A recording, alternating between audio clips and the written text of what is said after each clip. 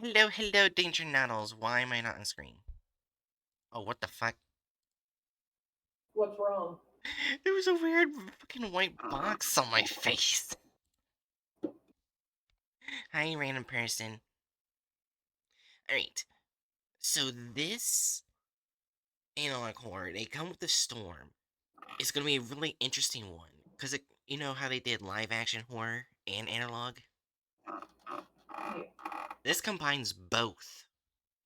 Oh, Yeah, this is gonna be fun. So yeah, this comes with the storm. Oh shit, I'm not showing the Discord.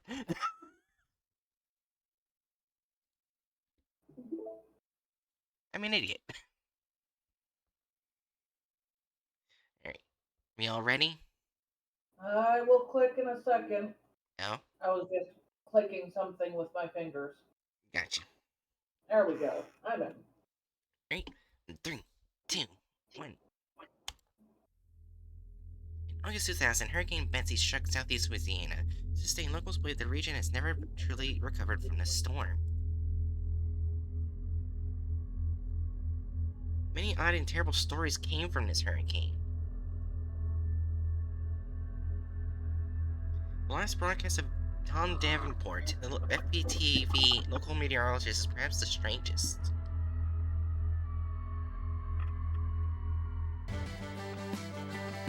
Oh. No, thank you. Oh,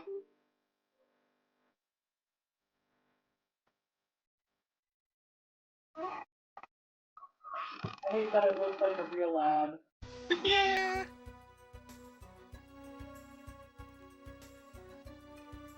Across the warm Gulf Oh my waters, a god. fierce storm rages out of Person. control. In its wake, it leaves a path of death and devastation. How can we prepare for nature's worst? In Tangipahoa Parish, we turn to the North Shore's most trusted meteorologist, Tom Davenport, your port in the storm. We're following Hurricane Betsy. Will it hit us or miss us? Find out on FP TV tonight at 8. Is Hurricane Betsy headed our way? Tom Davenport lets us know after the break.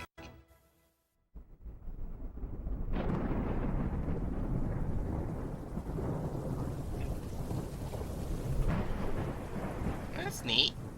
Now, as you can see, it is way too early to tell where this monster is going to hit. Computer models have Betsy landing anywhere from Florida to Texas. But there is also a cool front that is making its way in from the northwest that will hopefully push this storm somewhere else.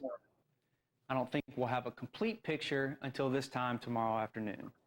But that doesn't mean you shouldn't stay prepared. No. Now, late last night, Betsy walloped the island of Cuba. Reports are vague, Huh. but I'm hearing numbers of over 300 fatalities. Unfortunately, this number's only going to rise in the coming days. Now is the time to hope for the best and prepare for the worst. Fill up your gas cans and check your generators. A storm like this is likely to knock us out of power for at least a week or maybe more. Fill up your cars. Flash flooding could have you trapped in your home for up to 2 to 3 days. Have enough food and water to last at least 3 to 4 days. Buy things that don't need to be refrigerated, like canned goods.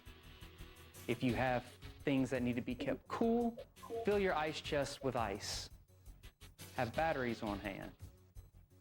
Your cable will likely be out as the storm progresses, but we will still be broadcasting through the radio. If you have any questions, call our station or your local fire department. Well, it's been 2 days, and unfortunately, it looks like we're going to be dealing with the worst case scenario here. Everyone in the lower parishes are given mandatory evacuation notices. Residents in Kate's Crossing and Tangipahoa are given voluntary evacuation notices. So if you can leave Kate's Crossing, please do so.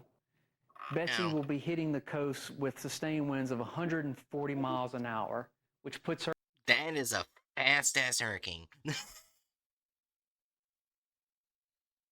Yeah, but considering how some go, that's not exactly shocking. I actually do have my favorite hurricane, just because of its name alone. What's its name? It's only been used once. It's Hurricane Bob. Hurricane Bob? Yes, there's a hurricane named Bob. And they only named it once.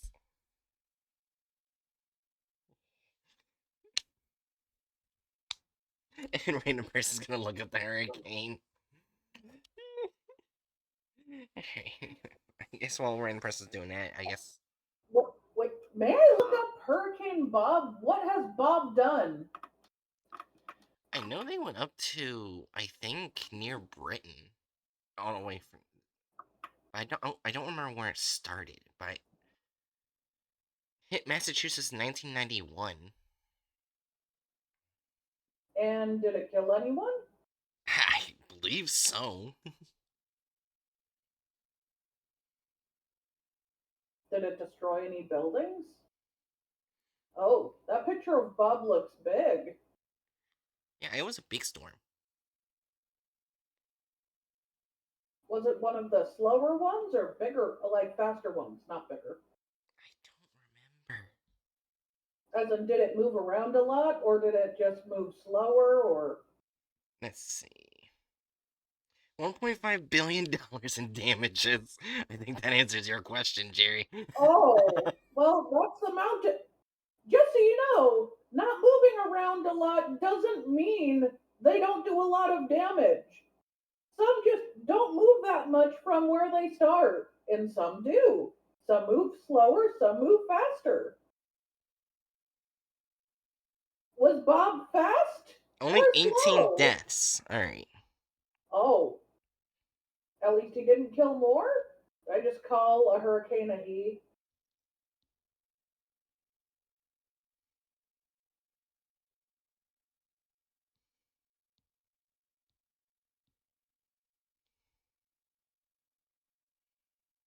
Correction, $1.5 billion then translates to $3.8 billion now.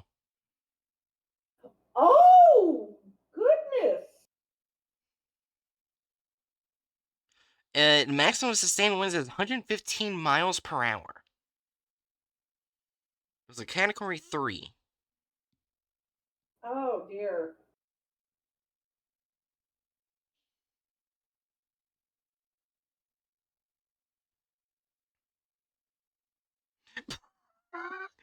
Oh my god!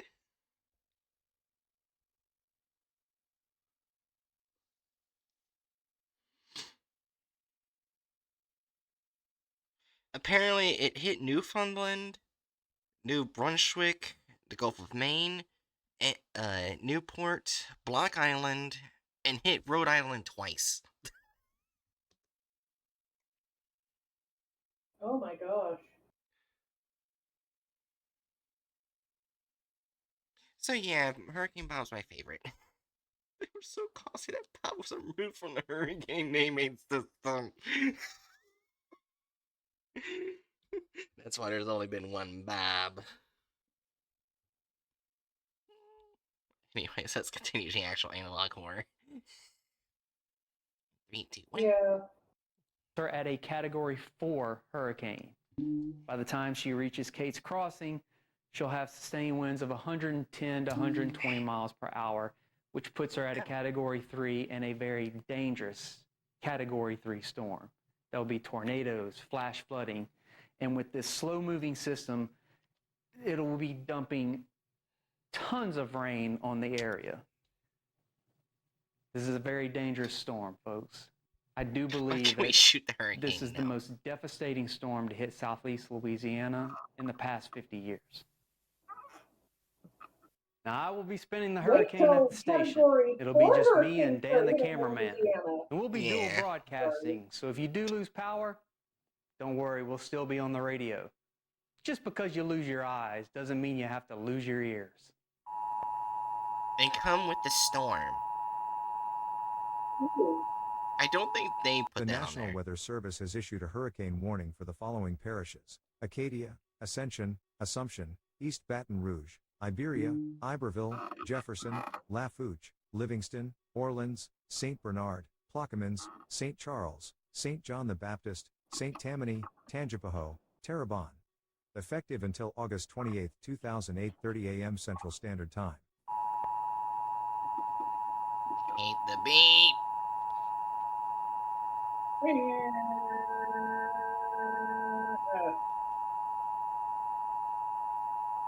Comcast. Is this yet another murder monster attacking this poor town? Now, it's important for you to get to where you're going. You do not want to be traveling or stuck on the road when this thing barrels through. As you can see, the eye of the storm is going to pass directly over Kate's Crossing. This is going to be bad. Oh. Emergency services will be suspended for the entirety of the storm. So please be safe, be smart, and most importantly, tune in. Will Kate's Crossing ever not have a free day? What's a free day? Basically, where nothing bad happens there.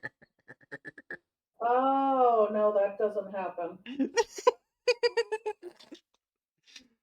No. Oh, I know what Kate's Crossing is. It's God's blind spot.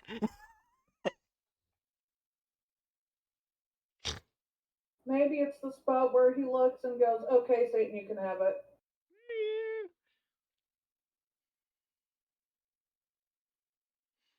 I forgot when I last read God's blind spot. It was rather creepy. Anyways. 3, 2, 1.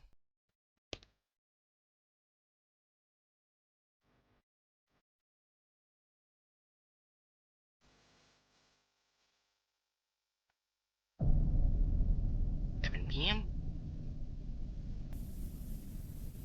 All right, guys. Wherever you are is where you need to be. Traveling right now would be extremely dangerous. In case of tornadoes, find a room without windows and on the lowest floor of the home. This could be a center hallway, bathroom, or even a closet. Avoid taking shelter where there are heavy objects on the floor directly above you. Heavy objects such as refrigerators or pianos could fall through the floor if the tornado strikes your house. For added protection, get under something sturdy such as a heavy table or a workbench. If possible, cover your body with a blanket, sleeping bag, or mattress, and protect your head with anything available, even your hands. These things are unpredictable, but we will do our best to let you know where they touch down. Could I wear a suit of armor from the Middle Ages?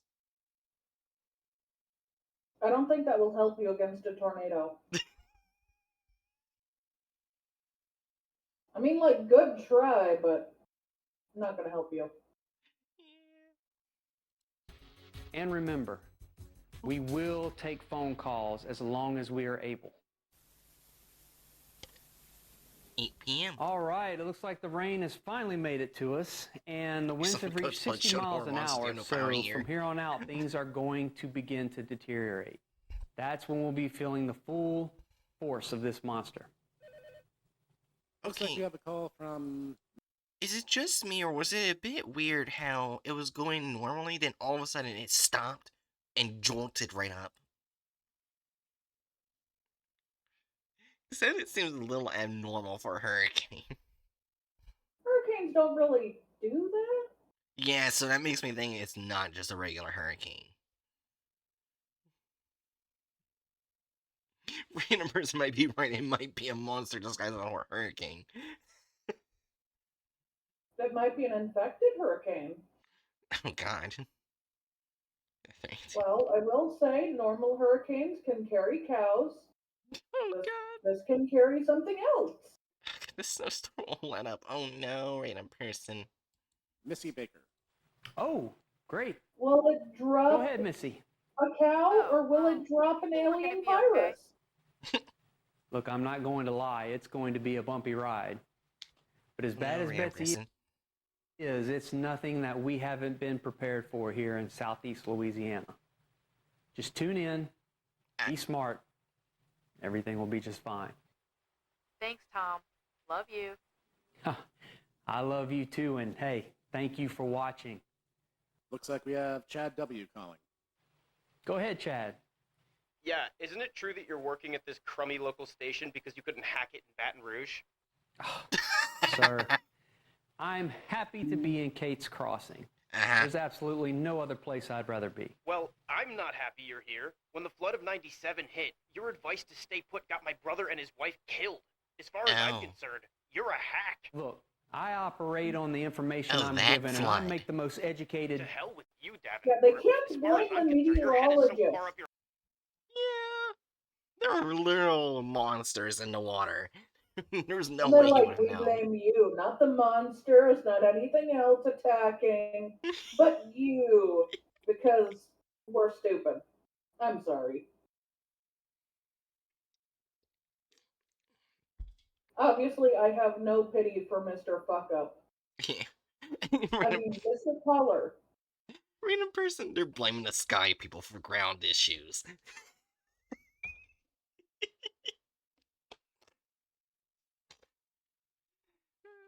Anyways, 3, 2, 1. All right, enough of that guy. We got another caller on the line, Carol Wallace. Oh? Hi, Carol. You staying dry? Of course, Mr. Davenport. Please. Call me Tom. Oh, okay. Well, then, Tom, I just adore you. You are the only person I trust with the weather. Thank you. I really appreciate that. So, are you ready for this thing? Of course I am. I watch you. Now, that's what I like to hear. Parasocialism. I called because I'm seeing a lot of people in the street, and they look kind of strange. Uh-oh. Standing in the street? Where are you at, Carol? I'm north of Thomas. I want to say there's half a dozen of them out there. What are they doing? Some of them are walking around. Most of them are just staring up into the sky. Yeah, that's a little weird. Very unsafe. Look, the weather's going to continue to worsen. You don't want to be out on the street with 140-mile-an-hour winds. Anything caught in the wind can potentially cause serious injury. You're right. No shit. Maybe I should go talk to them. Oh, she's dead. Sir, it isn't safe to stand out here. Sir! Sir! Carol, be careful out there. Hold on. He's not listening. Sir, can you please? He's like, hey, don't go near the Carol? weirdos. And we she's lose her? dead. I think so. The storm probably knocked out the connection. Well, Carol, if you can hear this, thank you for watching, and please stay safe. And also, please, stay off the streets. Look, I can't stress how dangerous these winds can be. I remember as a kid seeing pine straw sticking into trees like needles. Oh. Do we have another call? Yeah, got a Fred P on the line. Go ahead, Fred. Yeah, I just want you to know, I see people walking around too. Are you also north of Thomas? No, I'm a mile off University. They're not even close at all. Yeah, that's about a 10-minute drive. Should I go talk to them? No, I can't ask you to put yourself at risk. This has to be some kind of joke, right? I don't know what the heck it is. They're just walking up and down the street like a bunch of dumb zombies or something. It's Street Night of George Romero out there, you know? That sounds like a bunch of kids just trying to make the news. Sounds like they're trying to get into the morgue. Look, if anyone is listening that is part of this, please get inside. It's not worth risking your life. The weather will continue to deteriorate and continue to get more and more dangerous. Thanks, Fred, and please keep us updated. It is definitely not a hurricane. Or a regular one, I should say. So there are monsters. All right, folks, we are in the thick of it now. As you can see, winds have reached 140 miles an hour near Thomas, so that officially makes this storm a Cat 4 hurricane. I hope you're keeping safe out there, Carol. Next up, we have Cindy B on the line. Go ahead, Cindy. Hey, I just want to let y'all know there's flooding in Ponchatoula. Oh, thank you so much, Cindy. Yeah, that's to be expected that close to the lake. Look, make sure you have sandbags ready and that your car is parked on higher ground. Next, we have Fred back on the phone. Oh. Hey, Fred, what's happening over there on University? Hey, Tom, those people are still in the street. Are you serious? Yeah, the trees are whipping back and forth, and they're just standing there like it's nothing. Should I call the authorities? Well, you can, but no one's going to show up until after the storm blows over. Hey, guys, you crazy? You're gonna get yourselves killed. Fred, look, I appreciate what you're doing, but I suggest you think things through. Hey, get out of the storm, you idiots.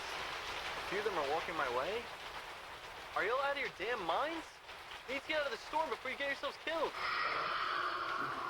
Fred? I think we lost him. I hope he's all right. The wrong button. That sounded like So he just we got are now eaten getting for trying to reports be of nice. tornadoes here that have touched down at the Louisiana-Mississippi state line. Now that's far from Kate's Crossing, but that And whatever the doesn't hell that mean was. that tornadoes can't touch down here. Look, if you've been tuning in, you've also heard that Something there is took me flash out of flooding here. in the southern There, parts of yeah. the parish. We got another call coming in. Hey, I live across from Fred. I saw him trying to talk to those weirdos in the storm. You talked some sense into him? I don't think so. 4 or 5 of those guys pushed him into his house. I think they hurt him. What? Yeah, it looked like they were attacking him. Wait, I see them leaving his house. Oh, God. I think they're dragging Fred out. Can you identify them? I'm getting my camera. Zooming in on these bastards. He's dead. They don't look right. What do you mean? Their faces are pale. Tom, they don't have eyes. Wait, don't have eyes? Yeah, it's like empty holes in their heads. Look, just concentrate on protecting yourself from the storm. Wait. One of them is looking at me. Now Close they your all fucking are. door. Close your door! Oh, God. They're walking toward me. Close the door! Oh, he's inside already. They're knocking on my door. Go What do I higher do? ground. Defend yourself. I don't have a gun. Get a knife. Get Sounds like something. they need a great icon in their life. Yeah. Did they leave? Oh. Greg? Greg, are you still there? Did it disconnect? No, he's still there, I think. I'm still here. But I think they're in the house. I can hear them moving around.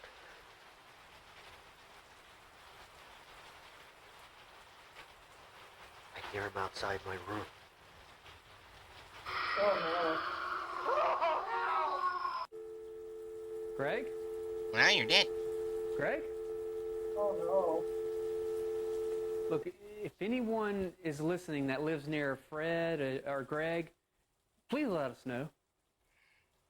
Should we call the police? Yeah, I mean, at this point, it couldn't hurt. Yeah, You saw there's what I been an meant right there? emergency. Off. Where it went like this, and then whoop. Wait, what did you say?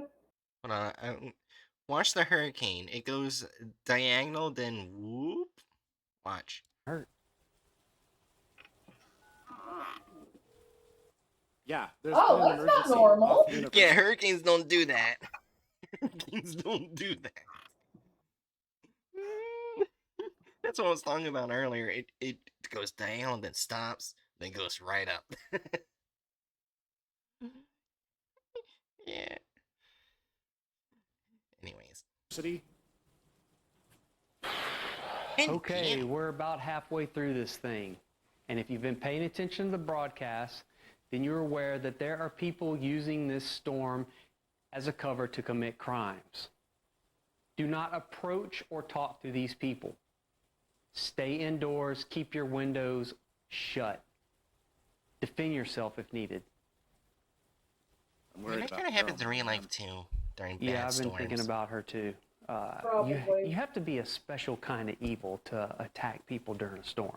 I actually know this because a couple days ago on Christmas Eve there was a really bad storm where I live, and there was actually a couple assault crimes in the neighborhood. God damn.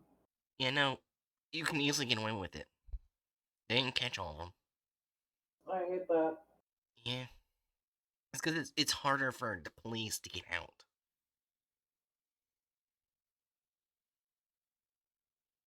It's awful, but it is a thing that happens. Yeah. Looks like we have another call. I was scared to call earlier, but I saw everything. Really? You're talking about Fred or Greg? I can tell you why they don't have eyes. Those people aren't natural. I think they're ghosts. I'm sorry, ghost? Some hunt houses, but I think these might hunt this storm. Okay, well, thank you so much for your call. Please, don't hang up on me. We need to take this more serious. Believe me, we are taking this very seriously. Thank you. With all due respect, you're out of your depth here. Okay, look, we're in the middle of a national emergency, and we really need to get to the other calls. You are a fool if you think anything but prayer can save us from this monster floating over our heads and its minions wandering our streets and homes. I saw those things drag Greg and Fred into the storm. I thought they were tearing to him or something, but then the tornado touched down and sucked them up. I thought it was going to take the whole neighborhood out, but it only took them. Have you ever seen anything like that, Tom? Have you? You all no. right, Tom? No, I haven't seen anything like that because it's not possible. Dan, end the call, please. Tom, I'm telling the truth. I'll pray for your soul. I'll pray for all of us. I get the feeling that the anchor here is gonna die. You think it's possible we're being played here? Wait, what do you mean? I mean, we haven't seen these people. How do we know the callers aren't in on this? I mean, those people? Seriously? Think about it. Probably a bunch of bored kids trying to take advantage of us. Yeah, that adds up. Okay, look. Whoever you are, you've had your fun. You've gotten the best of us. You've gotten your laughs. But it's over now. So let me stress to those that are watching at home. This is a very serious storm. This is a national emergency. So you are risking people's lives when you make these boats. Oh no. Was I correct? Is he gonna die? Oh! Oh no! That doesn't look like a hurricane. No, it looks All like right, the guys, eye. hang tight. Yeah, We're almost through this thing. Now, authorities have notified me that they will be reactivating services as soon as these winds die down. We have another call. What is that? Is that wind? Is this the Eye of Origin? Hello? Possibly. Just hang it up. Tom, it's me. Carol? It's beautiful here. Greg? So beautiful. But it's almost over, Tom. And we can't fade away until you see it too. See what we see. This is ridiculous. What's going on? I was right. He is dead. Ooh. Whoa! Oh. That's what they saw? Yeah, I would be terrified too. Station was struck by a massive tornado. Nothing was left.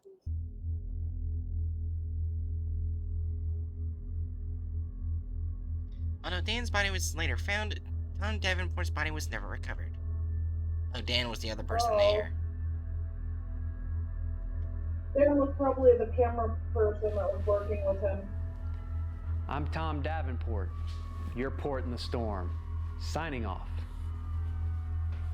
You're dead. Or missing. We don't actually know what happened to you.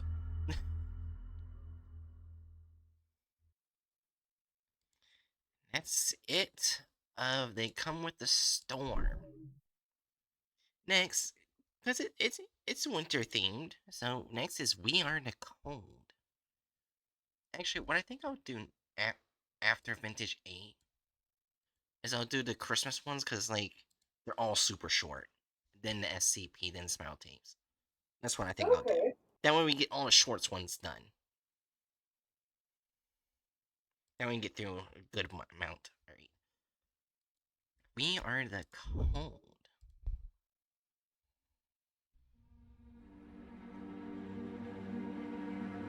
I looked like, what did I miss? He turned into the fucking ghost thing that we were talking about. He got sucked up by the tornado. He is gone. Yeah. That's what you missed. Anyways, We Are the Cold.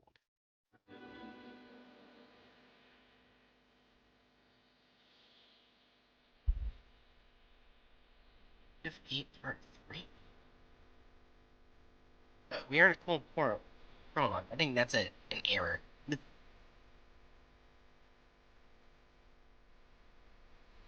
E4.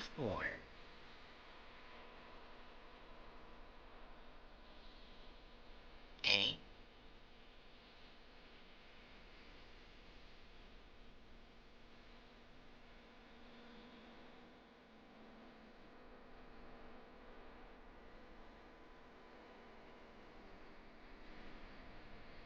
Town of Madisonville, Louisiana has a warm and humid climate with mild winters and hot, humid summers. Finally, it's not Kent Crossing. Probably near. It's probably near. Yeah.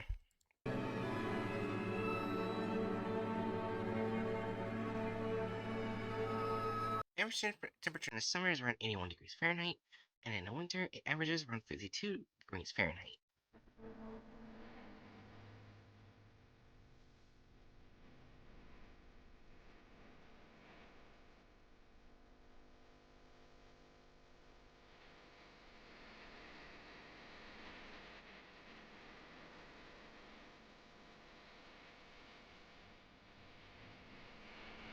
Gotta keep it easy.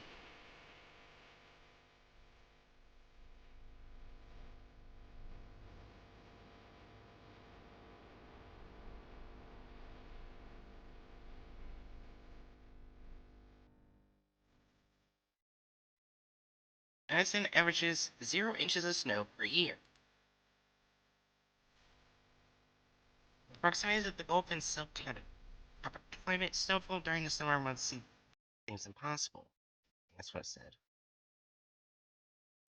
Yeah, it should be impossible. Should be impossible. That seems impossible.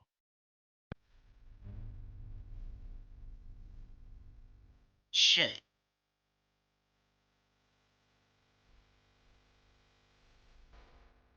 And it started snowing. Yay.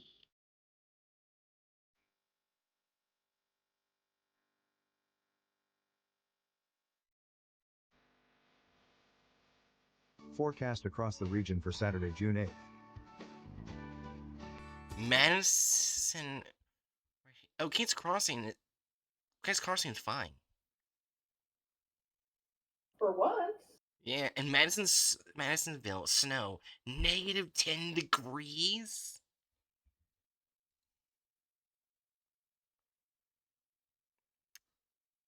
I hope people got a lot of heaters. Because you're gonna freeze to death in that climate.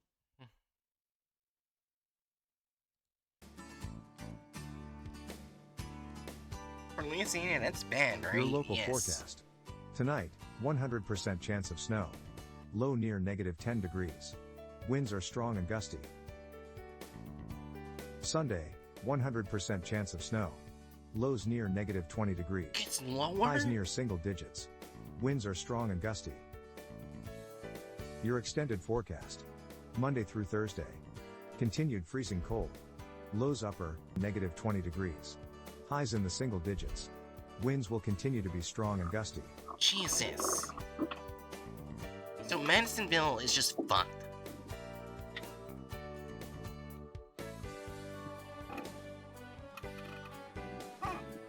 If I saw that, I would just left the fucking city. Fuck it, I'm taking a hotel somewhere else.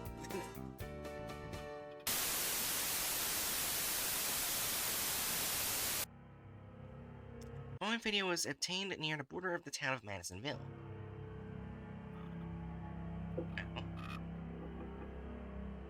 Oh.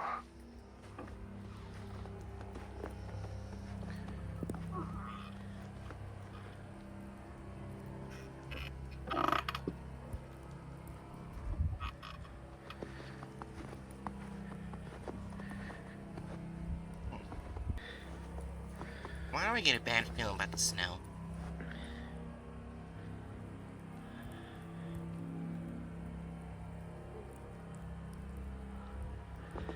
Well, they said it was near the border. Oh, wait, is there a fucking yellow wall? Yes. Yeah.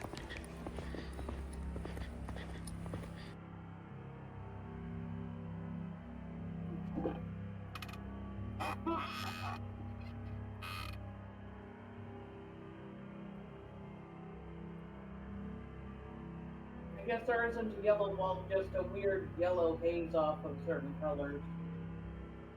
Maybe it's because it's an old camera. Yeah, old cameras, if they're certain types, they will do that. The doggo! The dog was like, what is this? Oh, yeah. It's like, I've never seen this before.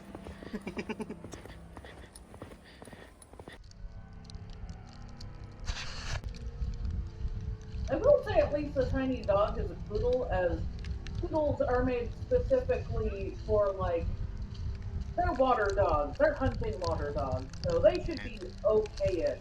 And not as good as a husky, but... You hear that, right? Yeah. Sounds like ice. It just sounds like heavy snow. Hail sounds different.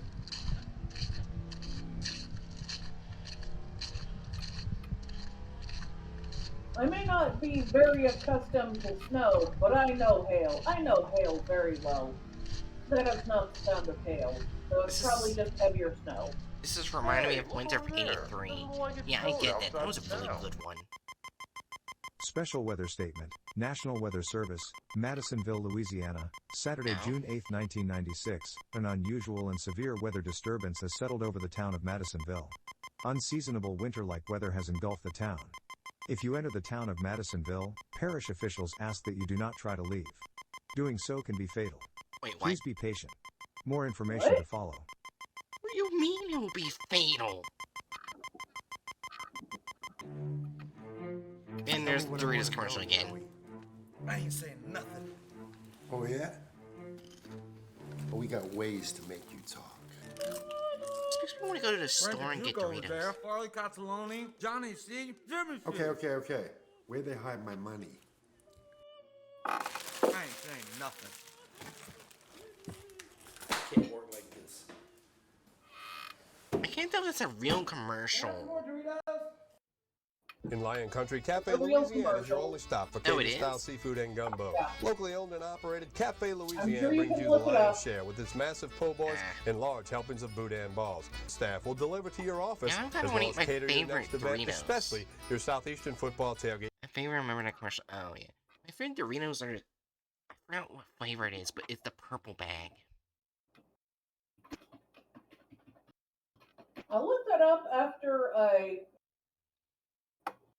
find the right mafia-themed Doritos commercial. Do you want me to still continue playing it? One moment. Alright.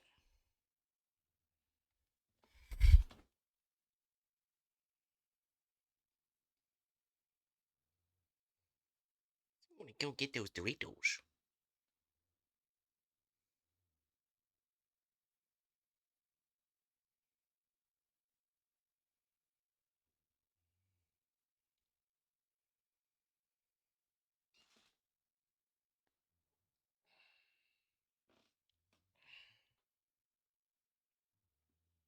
So, random person, while we wait.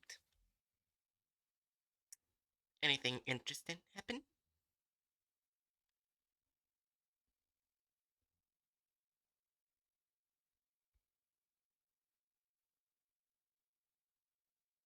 Yeah, seeing gift cards, nice. But I could not find it exactly, but yeah, it was probably one of the 2016 Dorito commercial submissions. As this is one of the submissions on YouTube. No, that's the wrong thing. Thanks, computer. Oh, yeah. Okay. Yeah, you want me to play the video now? Yeah. Alright, in 3, 2, 1. Eating Party. Cafe Louisiana, open Monday through Saturday for lunch and dinner, located at 1236 South Morrison Boulevard, across from Durham Autoplex. Cafe Louisiana, where Lion fans love to hang out. Important Madisonville weather event information. Once inside the town of Madisonville, please do not try to leave. This is for your own safety. How? The snow is very dangerous. It appears normal, but it is not. I got it. If you are touched by the snow, you must stay inside the town. Again, this is for your own safety. So it's an infection. That or the snow doesn't want This you to hour leave of when weather it's is sponsored by the Burger Shack, home of the big Walter Quarter Pounder. And remember, kids eat free. Does that mean if your house is just outside of town, you need to like stay in a fucking hotel Important or Madisonville something? weather event information. Once again, please do not enter the town of Madisonville. If you are already inside, please do not try to leave. If you attempt to leave, your body will melt rapidly. Something in the snow is altering any living thing that it touches. Oh. Oh, We repeat, damn. if you attempt to leave, your body will melt rapidly. Something in the snow is altering any living thing that it touches. Wait, any living thing. Please, does that mean if you have plants further count questions too? about this message, you are encouraged to contact local authorities and services. If you do call, please be patient as call times are expected to be longer than normal. I would To better assume keep you so. informed, the following graphics were designed to illustrate the danger of the current weather event. We hope that you find it helpful.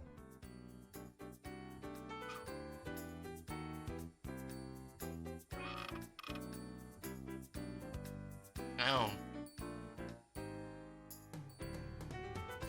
Well, that's Please, horrifying. stay indoors, if possible.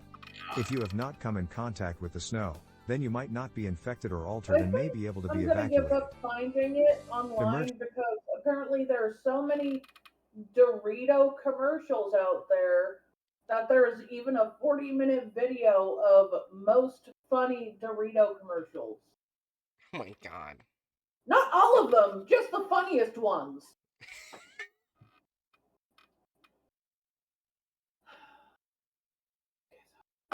It looks like a real Dorito commercial that I've seen, but who knows? There are so many Doritos commercials. A shrug, I guess? I finally found out my favorite Doritos. Spicy sweet chili. Huh. I also like spicy nacho, but spicy sweet chili is my favorite. Is there literally any good thing in this place? No. Emergency services are limited due to the weather event. Please be cautious until help can arrive. More information will come as it becomes available. We understand this is a confusing and frightening situation, but please be patient. Answers are coming.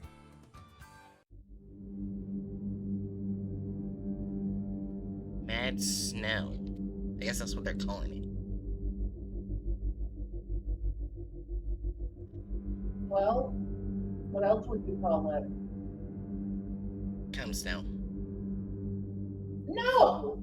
You can call it the possessive snow, the yandere snow, but I don't think they do that in the 90s. Testing. Ow. What is that thing? Okay, these are the requested results of the ongoing weather event in Madisonville, Louisiana. The date is June 10th, 1996. The time is 8:08 p.m. My name is Jamin Carpenter, and I am currently stationed in a makeshift facility just outside of Houston. Several samples were collected, 7 from near the town's border, none farther than 10 to 15 feet out. An 8th sample, composed solely of the snow, was taken from within the town itself. For the 8th sample, researchers on site used a metal staff equipped with what can best be described as an ice cream scooper to collect a portion of the Madisonville snow, or the Mad Snow, as it's been nicknamed in recent news reports. Oh my gosh, it's literally just a giant ice cream scoop. Before I continue with this report, I want to state for the record that everything I am about to state is factual, despite how unbelievable it may sound. The findings are deeply disturbing and potentially apocalyptic in nature. I trust that those who hear this report will take it seriously and respond accordingly. We began our analysis with Sample 8 to establish a clearer understanding of the substance itself and the conditions currently affecting Madisonville. Sample 8. Mad Snow. The Mad Snow was transported 314 miles in a sealed metal cylinder to reach our facility. The cylinder was not temperature controlled, so we were surprised to find the sample hadn't melted. It looked as if it had just fallen from the sky. You could feel the cold radiating from it. Colder than I would have expected, even under the circumstances. That's concerning. Oh, we get to see what it looks like under the microscope. After placing the Mad Snow under a microscope, it came as no surprise that it had very little in common with what we traditionally call snow. Regular snow is primarily made up of tiny ice crystals, which form when water vapor in the atmosphere freezes. Mad Snow, on the other hand, lacks any trace of water and behaves nothing like conventional ice. The substance consisted of crystallized sulfur, salt, and an unidentified compound. Preliminary analysis suggested this unknown material is highly radioactive, and we believe this radioactive component is responsible for the more extreme side effects observed upon exposure. Yeah, melting. We took a sample of the Mad Snow and sprinkled it onto a mouse. Aye. A cute mouse.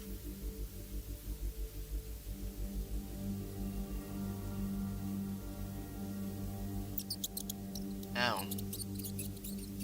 The mouse seems very scary. The animal dissolved within seconds of coming into contact with the substance. A second mouse was then placed into the cage after the first. It remained unharmed, up until it made direct contact with the remains of the first mouse, at which point it quickly dissolved as well. This, however, was not our strangest finding. Jesus Christ. We introduced the remains of the mice to the snow. It absorbed them completely, and the Mad Snow grew in both size and volume. Attempts to destroy the snow through incineration proved futile. Even when exposed at temperatures of 2200 degrees Fahrenheit or 1200 degrees Celsius, the snow remained unchanged, intact, and cold. Sample 2. The remains were identified as belonging to Shane Whalen, a 42-year-old male resident of Kate's Crossing. Whalen was a father of 3 and operated a small hardware store in the town center. According to medical records, he underwent routine annual physicals and, aside from mild seasonal allergic rhinitis, had no significant health issues. No existing condition could account for the state in which his remains were discovered. Eyewitness accounts indicate that Mr. Whalen exhibited no signs of distress prior to the incident. Multiple witnesses confirmed that he appeared to be in good spirits as he exited the town's limits. According to Evelyn Rue, a primary eyewitness, Whalen had taken no more than 8 steps beyond the boundary when he abruptly began screaming. Rue reported that his verbal outbursts included statements to the effect that he felt like he was on fire. No visible flames or external sources of combustion were observed at the time. Evelyn Rue moved to assist Whalen, but before she could reach him, she observed his body began to deteriorate rapidly.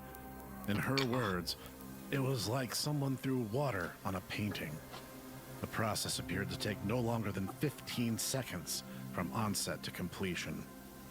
Miss Evelyn Rue is currently under observation at this facility. As of the latest evaluation, she exhibits no signs of infection or contamination. Fortunately, Rue was located outside the town limits at the time of the initial snowfall and had no direct contact with the anomalous substance. Analysis of the collected sample revealed the presence of liquefied human biological material, including identifiable components of bone, organ, and dermal tissue. Blood within the sample appeared to have undergone significant thinning, exhibiting a viscosity closer to that of water. All constituents were consistent with typical human physiology, with the notable exception of trace elements consistent with the substance referred to as mad snow integrated throughout the sample matrix. Samples 3, 4, 5, and 6. Genetic analysis of the sample revealed... So basically, it goes in and changes your genetic structure.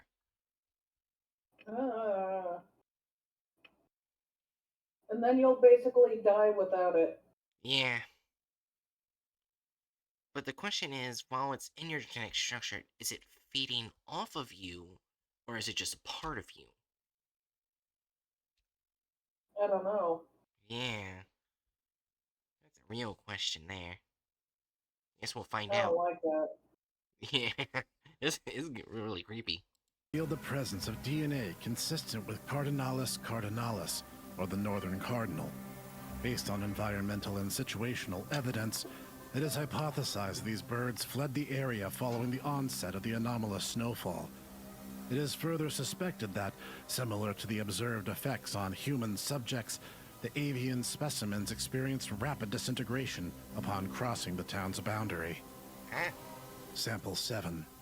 DNA analysis of Sample 7 identified genetic material consistent with Canis lupus familiaris, specifically matching that of the boxer breed. No! This finding is supported by the recovery of a canine collar labeled Sinbad, which was found in direct association with the sample. Final thoughts. The substance referred to as mad snow has demonstrated extreme biohazard potential. Individuals exposed to or infected by the material must remain within the boundaries of the town to mitigate risk to both themselves and the external population. Preliminary observations indicate the mad snow is exhibiting growth behavior, both in volume and in the spatial spread. Following controlled experimentation involving murine subjects, the original sample was subdivided into 4 aliquots for further analysis under isolated laboratory conditions. Each of the 4 isolated samples exhibited a consistent and exponential increase in volume, approximately doubling in mass within a 24-hour observation period. The growth rate suggests that, if not adequately contained, the conditions currently affecting Madisonville possesses the potential to expand beyond the town's boundaries in a relatively short time frame. That's not good.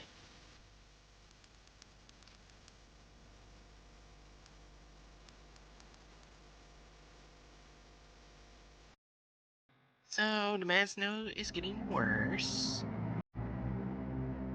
I didn't notice. Sorry, that was sarcasm.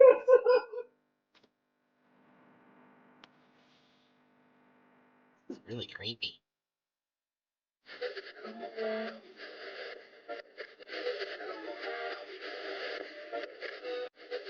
.8 Alternative Public Radio CCLU. I'm Diane Griffin. It's another hot day in the crossing. It's hot everywhere except Madisonville. Thoughts and prayers are with everyone trapped in the cold. If anyone from Madisonville is listening, please call in. We'd love to hear from you. Tell us what's going on out there. I was the first person out the door. I couldn't wait to play in the snow. I grew up in northern Ohio, and to be honest, I really miss the snow. I hate the snow. It's ruining my summer. If I'd have known it snowed here in Louisiana, I'd have stayed home in England. This is absolutely taking the mick. How long is this going to last? I'm staying in. I came here for a holiday in the sun, not to muck about in the snow. No, thank you. I was supposed to leave for college after the summer. I've been trying to leave voice sounds now my familiar. whole life. Now I'm stuck here. Maybe forever. It really isn't fair. If you're wondering what that voice is, that's the name of Vintage 8. That's the voice of Vintage 8 right there. Ooh. Yeah, that's Vintage 8. We never get snow down here, even during the winter. It was like seeing And a I have no mirror. idea. My whole family couldn't wait to go outside. Tell how I think snow would feel. We didn't have a reason to think it was wrong or dangerous. I wish we would have stayed inside. I think the snow is changing us. I don't need a jacket anymore. None of us do. I walk outside and it feels like a regular day. Even if it looks like it should be freezing. We are trapped with the snow. Forever. We've been trapped in our home for days. None of us have touched the mad snow. Thank God. But we're running out of food. If something doesn't give, we're going to starve to death. We are starting a food drive for the people in Madisonville. Any little bit helps. We've left our home. At first, the snow covered our neighbor's home, but not ours. But over the last few days, it started spreading. It was to our house and then the rest of the neighborhood, and it's really scary, to be honest. I didn't go out in the snow. Snow in the summer. In Louisiana? I knew something was wrong. I hear things at night, like people chanting, "We're the cold," over and over.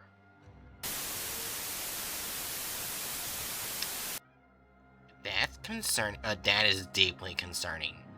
That dark sphere is getting bigger. Do you think medicine's being offered to the eye? Maybe.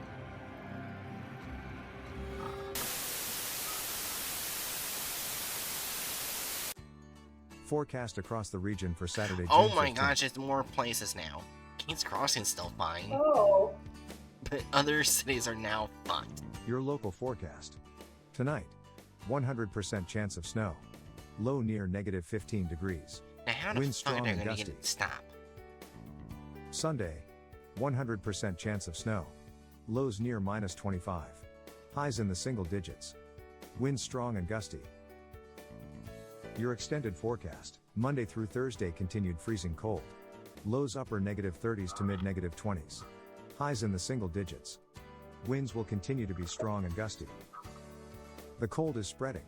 Neighboring areas are advised to evacuate. The cold is spreading. Leave while you still can. We repeat, the snow is coming. Leave while you still can.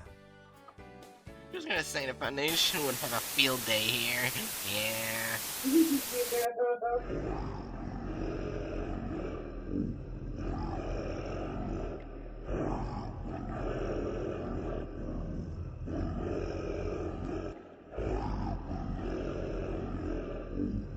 I don't think that's the eye, Jerry. I don't know what that is.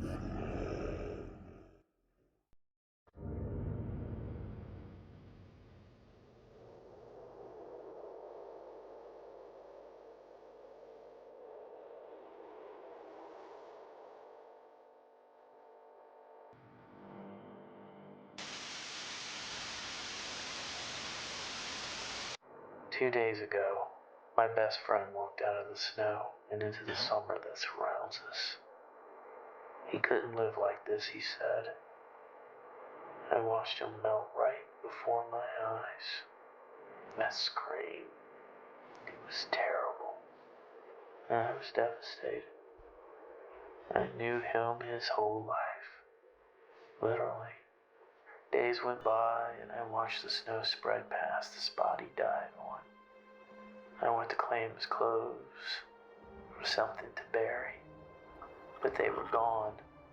Oh. I assumed they were taken by someone outside, but I was mistaken. Yesterday, I saw him walking around town. At first I was filled with joy, relief. I asked him how. He said the snow brought him back.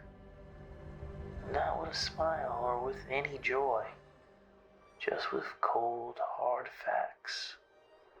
I knew immediately he wasn't the same person. We haven't spoken since. But I have been following him. He's one of those people chanting in the woods. There's lots of them too. As the snow spreads, their numbers are growing. They surround this massive hole and chant over and over, "We are the cold. We are the cold. What that means, Oh, I have great. no idea. Yeah, probably. And the mad snow? It isn't coming from the sky. It's coming from that hole. Something is spraying it into the air. I know how this sounds, but it's true. I've seen it. It's the cult of the Bright eye, I red bet. eye Yep. peering through the blizzard in the darkness. I asked it what the hell it was, what it wanted. It only replied with a single monotone laugh. Ha, ha, ha. I think I know why I'm here. Wait, I just realized why I I can't see think the I know eye. my destiny. Well, The eye itself is stuck in Tangibahoa. And he yeah. saw the opening outside of Tangibahoa. Yeah, Kate's Crossing is still unaffected. So it can't be the eye. Yep.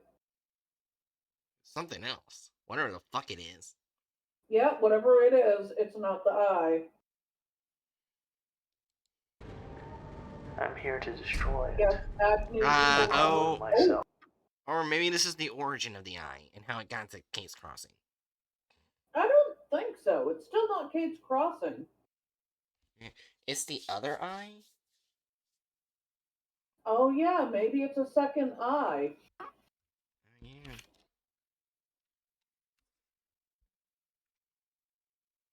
Possibly. I guess we'll find out. Too. Yep. My name is Michael Hawkins. And if I succeed, just know it was me that saved the world. Forecast across the region No, for Kate's Saturday, Crossing's July affected. 6th. I think he failed. Yeah.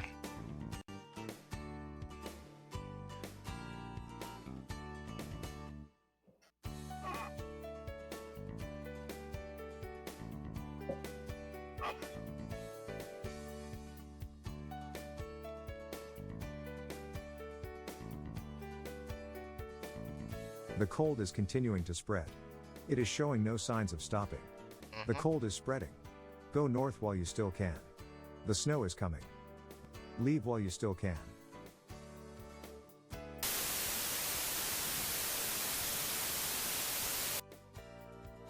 Oh dear God.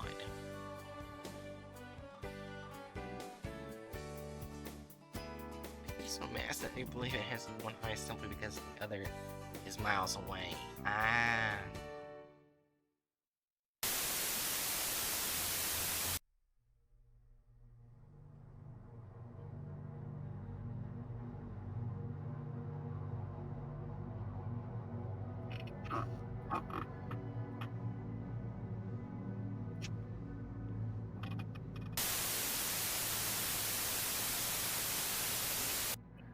I wrapped my tires and fashioned a plow in front of my truck. I filled a dozen gas cans with gas and placed them into the truck bed, along with dynamite and anything flammable I could find. Oh. Then, I made the long drive to the hole. I watched as it spewed its mad snow into the sky. Whatever this was, it was poisoning the earth. If I'm successful, would it even save those that changed? Would it even save me? No change in my mind now. None of its worshippers were here. This was my best chance to stop this thing. I floored the gas and approached the hole. Then, people, my neighbors, friends, blind in eye? faces I've Probably. seen in town, sprang from the ground. They leaped for the truck, but they exploded into a white powder as I drove through them. No organs, no blood, just snow. Mad snow. But that wasn't the end of them. They reformed and kept coming. That's when I knew this was a one-way trip. They were going to rip me apart after this was done.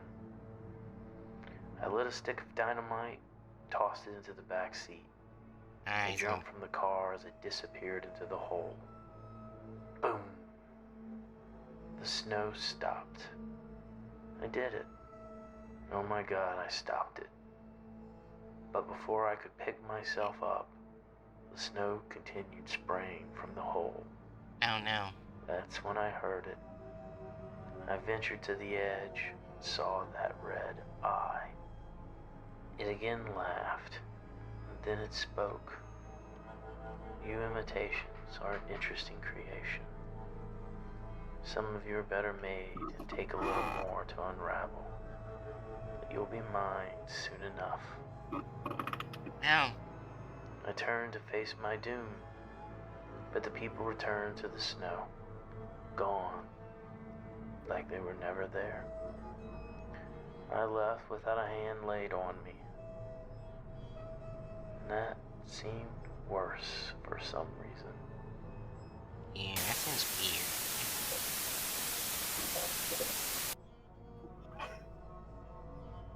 Bad snow continues to spread. Holes open across the world, spray mad snow, government's clueless. Population of the United States encouraged to relocate to Midwest. The end is here.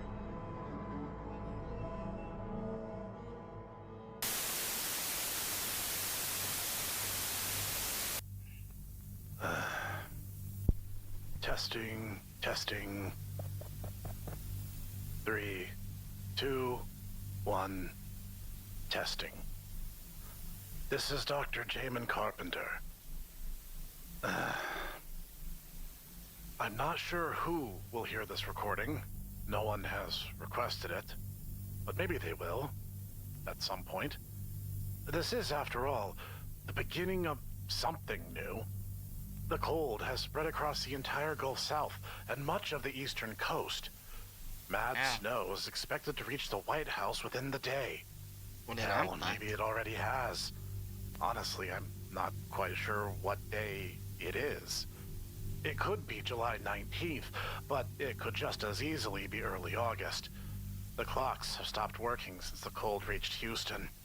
A lot of things have stopped working since the cold reached Houston. What I do know since we lost communication with the warmer parts of the world is most of the government has retreated to the northern Midwest. It's one of the few areas not affected by the cold. We know that the snow is coming from the ground. Something is spraying it into the atmosphere. There are more holes, dozens more across the world, all of them spraying the same mad snow into the sky. I suspect we are days away from every part of the Earth being covered in the mad snow. Most of this facility was evacuated before the cold reached us, but a few of us remained behind. Someone had to volunteer to study the effects of the mad snow firsthand. That ended being me and 2 others. The other 2 have since left for a life in the snow. And I get it. I feel it too. I'm going to join them soon, but I wanted to complete this recording first. It may be the last thing I do as what's considered human, or maybe it's the first thing I'll do as what comes next. The mad snow doesn't just change life forms, it changes everything. What was that? Random person? Oh my god, I opened a video on my end and I noticed a detail that changes everything. What's up?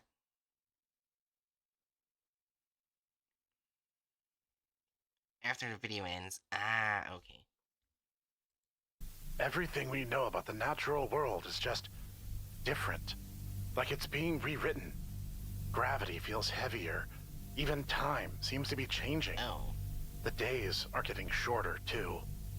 We took a rock affected by the snow, separated it from the cold. It melted. It reformed the moment it was introduced back into the snow. Okay, so non-living things are being We don't eat anymore. If we do feel anything similar to hunger, we walk into the snow. Tired, we walk into the snow. And it always rejuvenates us. Better than anything I've ever felt. And what's amazing is, I don't even feel the sensation of cold anymore. It just feels normal. I took a blood test and a skin graft. None of it is as it should be. Uh-oh. All of it has elements of the mad snow. In fact, it's more mad snow than human now. I'm not sure how we fix this. I'm not sure I'd even want to. We're part of it now. Anyone who dissolved into the snow has returned. Shane Whalen came back. He's decided to walk home to be back with his family. I asked him what he remembered, but he wasn't aware of anything in his melted state. But he seemed more in tune with the snow than us. I'm sure we'll get there, though. This is the end of the world as we knew it, and I welcome it. But I'm not sure that's because I truly do, or because the snow wants me to. Maybe it doesn't matter. Maybe it does. I don't care anymore. This is my last recording, I suppose. I'm going to the snow. It's calling me. And I can't wait for you to join us. We are the cold. We are the cold. Oh, yes. We are the cold. Oh, boy. Yeah, no thank you. Most of the houses and buildings are empty now. No people, no pets, no bugs, no anything. Oh, no. And if it doesn't stop snowing soon, there won't be any buildings left either. Just snow. Just empty, white snow. I thought I was the last human in town, but I was wrong. I cut my hand breaking into a friend's house, but there was no pain or blood. I felt cold at the sight. The first time I felt cold since the snow first dropped. I took a knife and cut off my pinky. It didn't hurt, not even in the slightest. I stuck my hand into the snow, and when I withdrew it, I found my pinky had returned. Oh. Apparently, I wasn't human either. There were no more humans here. Oh, no. Maybe anywhere. Avoid the snow as long as you can. I am the cold. Soon, we will all be the cold. We are the cold. Oh, no. Oh, dear God. America is fucked. So is South America. Oh, everywhere is fucked. There are some spots. Hey, California looks fine. Your forecast across the world for Sunday, September 8, 1996.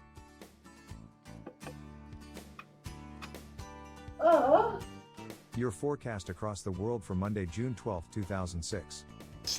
Yeah, I think we get it. Your forecast across the world for Friday, January 5th, 2029. Okay, Warsaw's not that surprising. Your forecast across the world for Tuesday, April 9th, 2058. I like Los Angeles. Oh, I guess it did get into California. So yeah, you're fucked. Your forecast across the world for Saturday, December 1st, 3001. It didn't say San Your forecast Francisco, across so the world maybe for it's Monday, just the January lower area 17th, of 4520. Your local forecast for forever. Tonight, 100% chance of snow. Low near -30. High near 0. Winds strong and gusty. Sunday, 100% chance of snow. Low near -30. High near 0. Winds strong and gusty. Wow. Your extended forecast. Monday through Thursday will be cold. Always cold. Forever cold. Blessed are the cold. Blessed are the cold. Blessed are the cold. Oracle.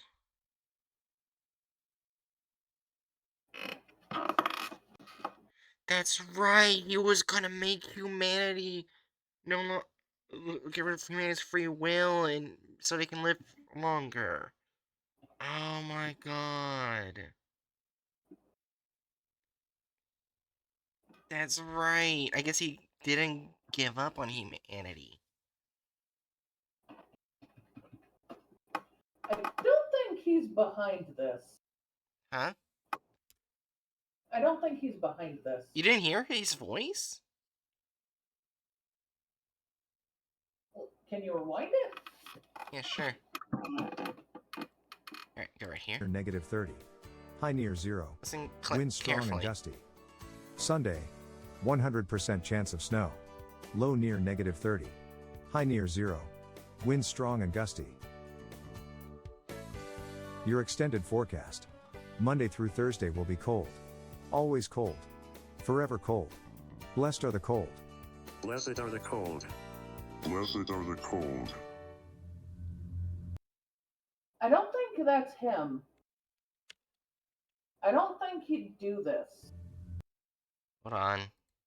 Is it full screen? This is my computer. Hold on.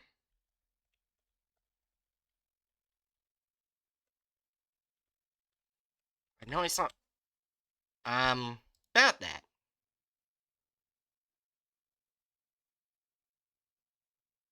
It might be a third robot. But I we're not. want more proof than almost Oh, his voice. Prophet. It could be Prophet. It could be. But I hate that. Oh yeah. It could be that Oracle. Yeah, it could. It might be a simulation by Prophet, or it could be that when Oracle decided to give up on humanity to do the AI thing, Prophet took over humanity and did this. I still don't think he would do that. I mean, yes, he thinks humans are stupid. I mean, I can see him doing it. He created literally 2 viruses.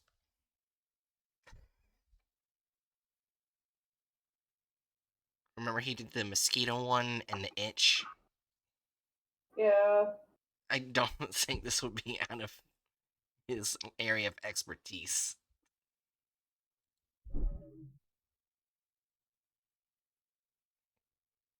Now, on to the more recent analog horror, The Disappearance.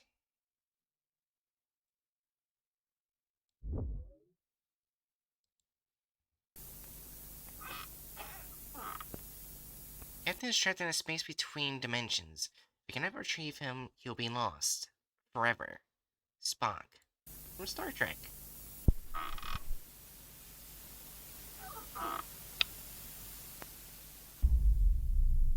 $2,000. In the heart of Ascension Parish, something extraordinary is taking shape. Named for What was that, random person? Are you making a request? I already have all the analog horror pulled up. Vintage 8 timeline video? I think we did something like that earlier on. Like what? The timeline video, or talking about all the myths and Vintage 8 lore. Oh, yeah. Yeah, I think we did that. Did I just miss it? Yeah, you probably just missed it. Sorry.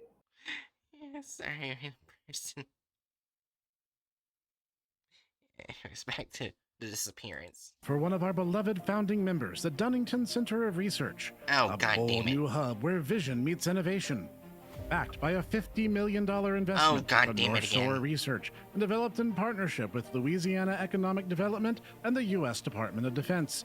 This center represents a powerful commitment to advancing the technologies of tomorrow. Here, we're not just asking the big questions, we're building the answers. From sustainable breakthroughs in food science to redefining the future of clean energy, even exploring the frontiers of quantum field theory and space-time manipulation.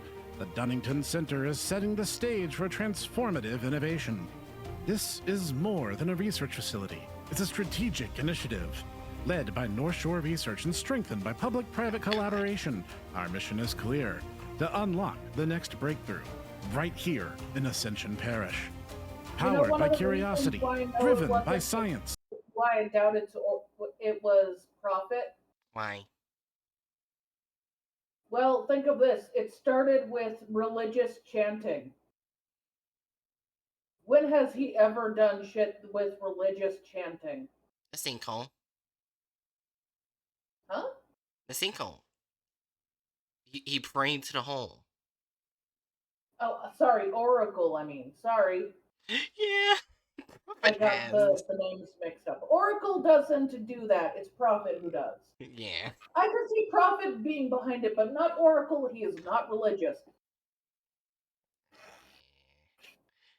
There we go. That makes more sense, right? Yeah. And to the future, if you want to be wondering what the hell we were just talking about, is we are called the previous analog horror. Anyways.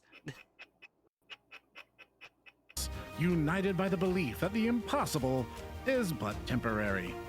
The Dunnington Center of Research, an initiative of North Shore Research in partnership with Louisiana Economic Development and the U.S. Department of Defense, where the future begins. Okay, North Shore is still a thing, which means Profit is going to be helping with this. So remember, North Shore used Profit. Oh, you're right, it did. Which means But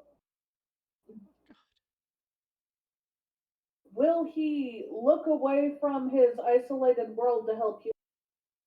No. Profit will not. Oh. Both times he did the thing, he killed lots of people. I don't think he cares. Well, he never directly killed people. Yeah, he just made the things that it was used to kill people. Didn't he literally invent different cures? I mean, yeah, he did, but he also intentionally made it so the mosquitoes would go rampage. So I wouldn't say he's good in the slightest. Well, he wasn't the one who made the mosquitoes. He was just trying to remove them. And I'd say having them go a little crazy, at least he was doing more than everyone else. People died, but he still did more than literally everyone else. Yeah, good night, random person. And the reason he made them go crazy because they wouldn't let him connect to the internet. You're talking about Prophet. Yeah.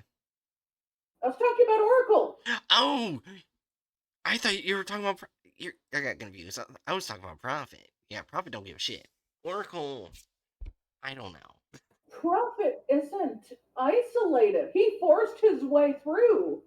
Oracle self-isolated. Yeah. But the real question is, who's stronger, Oracle or Prophet? I think Oracle is stronger, but Prophet is more passionate and pushy. Alright, let's see if Prophet gets mentioned.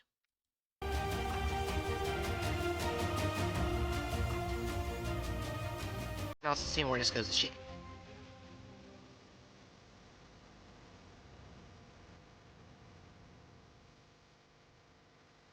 This is trippy.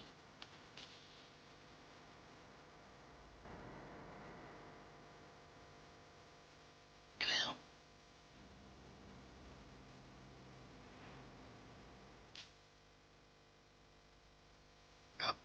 Oh, there's code.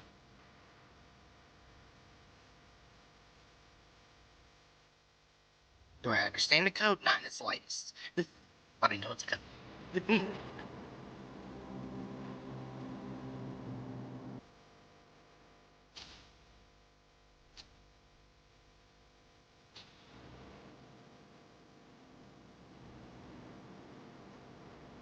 Celebrate, my friend. The experiment will commence in 8 days. I hope you're ready afterwards. Your life will never be the same. Tessa, the Dunnington Center of Research. On the development of advanced temporal research August 1st, 2000. Oh, they're gonna try and go different realities and open up a reality that's super dangerous. Promise? This is Mike? The following is a press release issued to the surrounding community August 9th, 2000. Scientific milestone approaches Dr. Tessa Flack and Dr. Mike Callison to attempt real-time transfer of matter across space. Tonight at 8 p.m. Central Time, Dr. Tessa Flack and Dr. Mike Callison will attempt a live demonstration that could mark a paradigm shift in applied physics and engineering. The focus of this demonstration is deceptively simple: the controlled, contactless transfer of a small ball across a distance of 2 feet. But the implications are potentially revolutionary. This is not a mechanical act. No wires, rails, or conveyors are involved. Instead, the team will attempt to employ novel physical principles, including field-based transport dynamics, quantum coherence manipulation, and space-time structure modulation to achieve non-contact, precisely directed matter relocation. While this To simplify, for anyone who can't understand the science words, teleportation.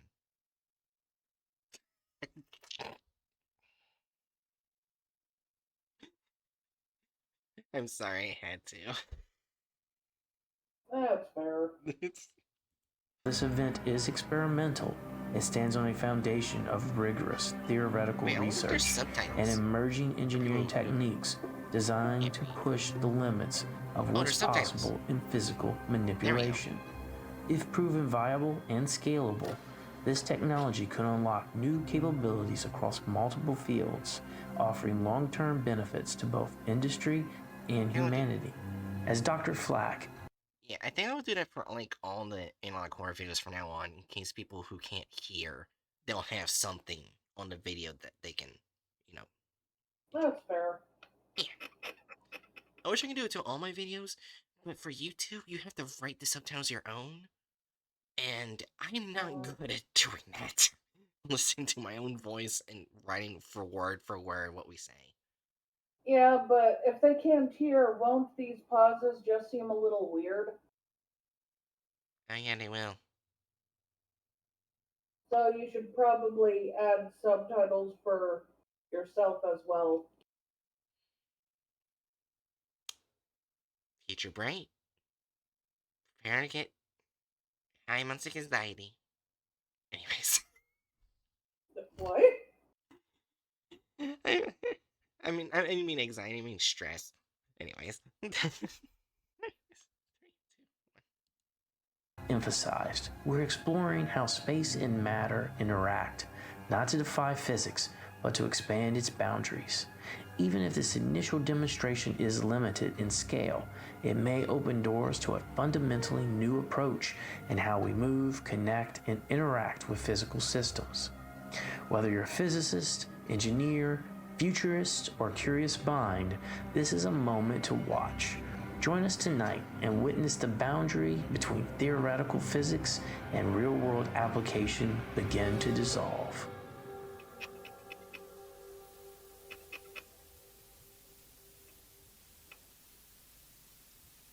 Everyone attending the demonstration was asked to watch the following VHS tape.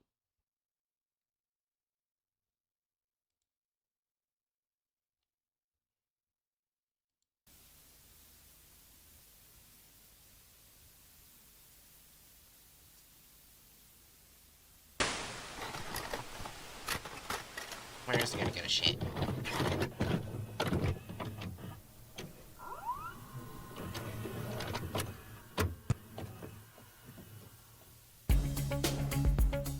Transportation safety.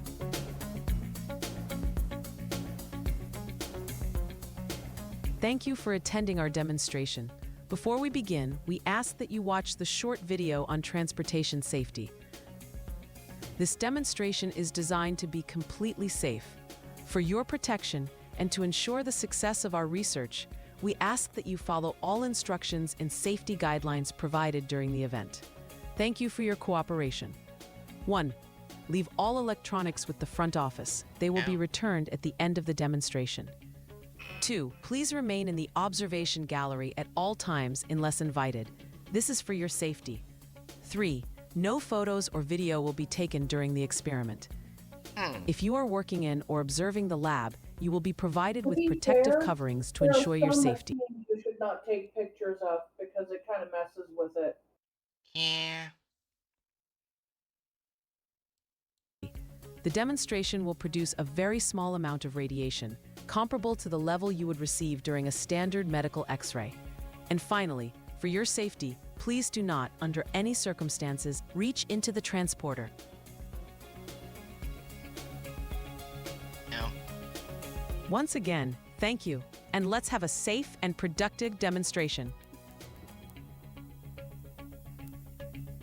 Someone's gonna stick their hand in the thing. There's always that one idiot. A high-profile scientific experiment has ended in a devastating and unexplained incident. And I was right. The entire facility vanished for 60 seconds. What? Okay, I was wrong.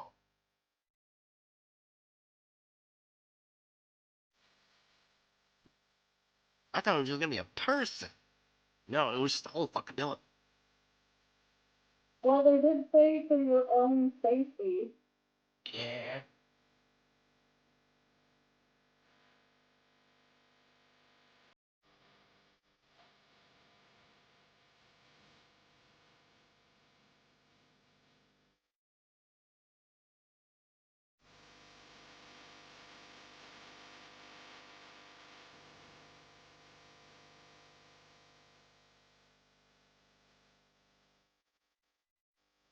Oh, those buildings are. No, those cars are where the building is. They're gonna be crushed. Oh. Oh my god. Okay, so all people are gonna die. Oh. 60 seconds facility reappear. If 2 of 5 entered the facility, this is what they found. Uh-oh.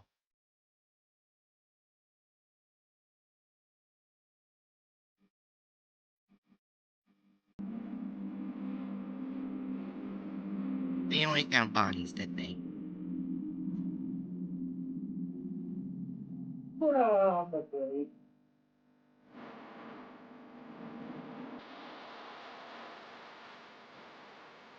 Also, the word heat keeps popping up on the catch.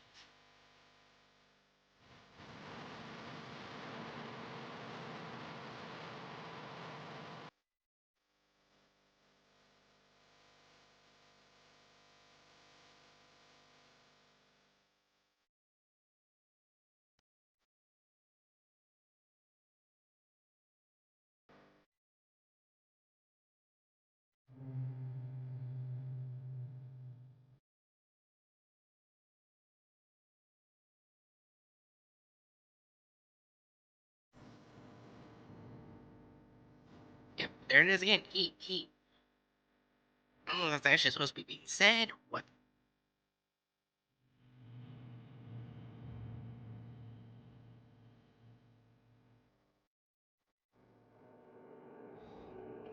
Everything's just gone. Empty. Seems like the building's back, but nobody and nothing came back with it. Just abandoned.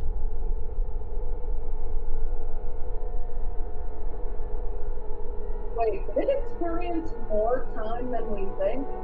You saw those sheets, right? Yeah, it might have. That or other things caused that. I guess we'll find out. Maybe. Yeah.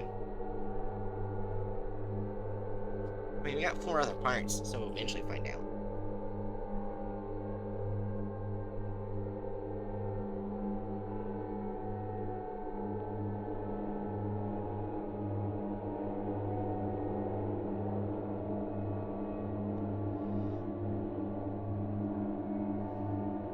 I just realized I have not been subscribed to Vintage 8.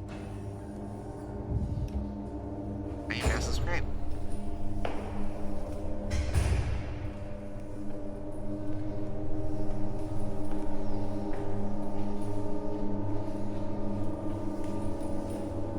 I see. Oh no. Oh, okay, so something else took them. Something else took them. Was I right? They opened the door to a different reality that's hostile.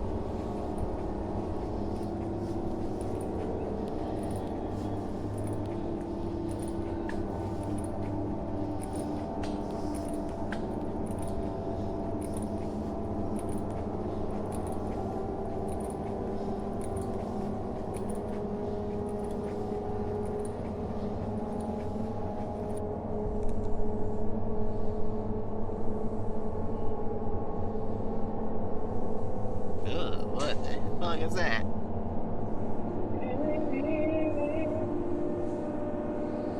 Now, the real question is, did anything come back with it?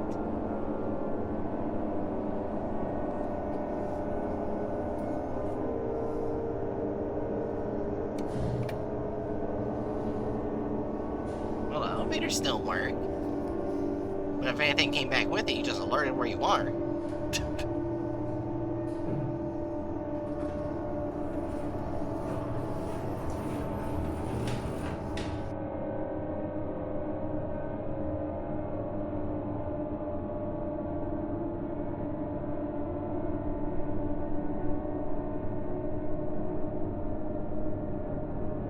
Almost looks like there wasn't even a real fight. Like, maybe they didn't have the chance to fight back.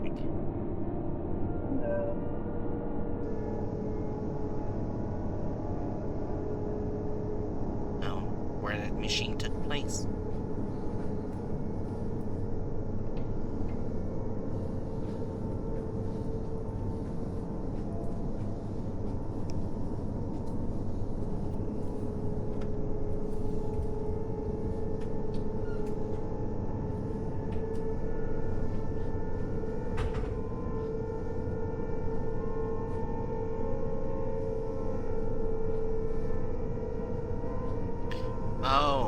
Oh no.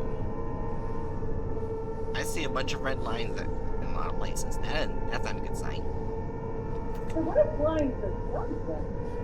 Yeah. I mean, my brain is saying blood and yours probably is too, but we don't know that for sure. Yeah. It's too dark to tell. I think that's the point. Oh.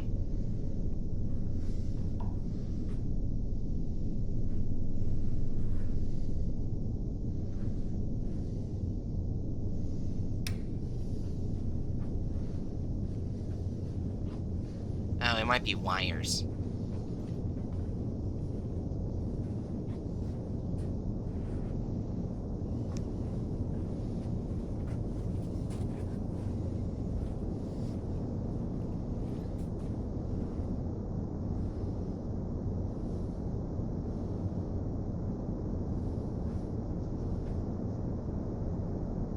Look at the ceiling. Alright, look at the ceiling.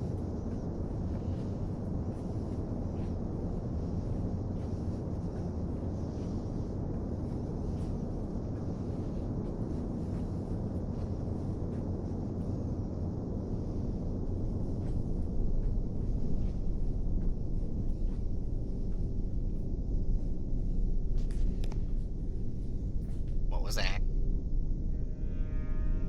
Oh.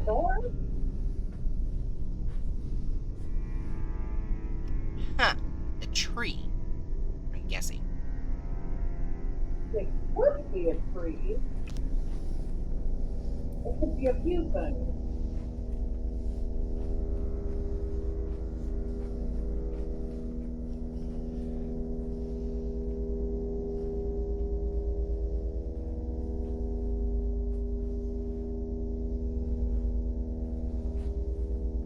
One of these terms is going to be dangerous. That's what I'm betting. Oh.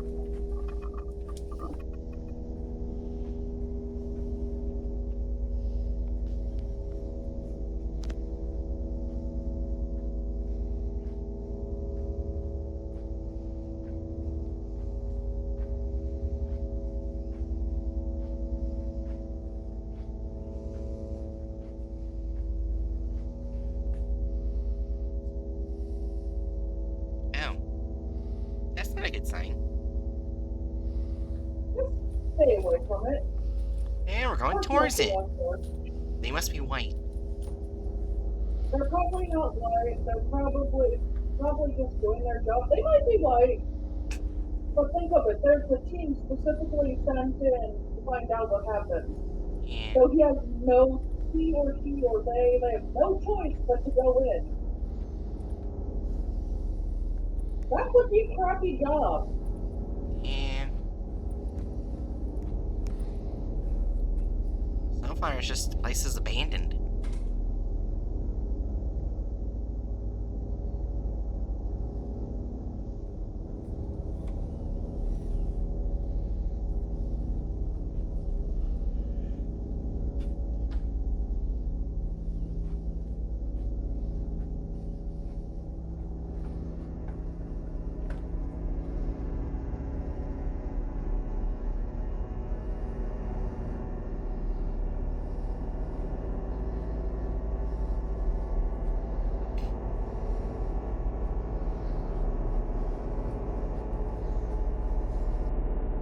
Structures were mostly intact.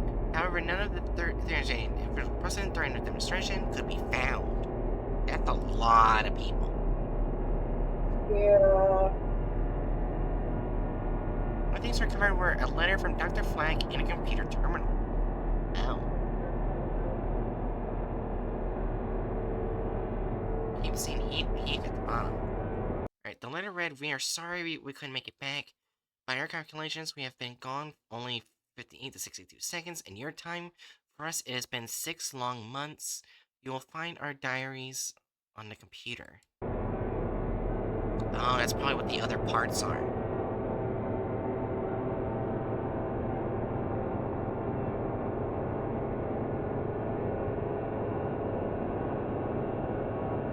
There you'll see how some of us managed to survive. Once you read them, you'll understand why those who could have returned chose not to. Sincerely, Dr. Flack. Okay, I was right. They went to a hostile reality. I was right.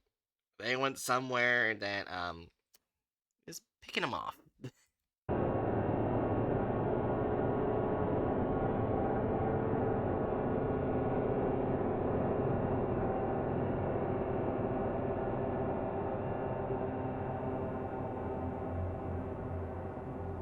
That's it of part 1. Part 2. Part 2. Oh, great. I see the quote of the fallen eye at the beginning. When I hovered over it.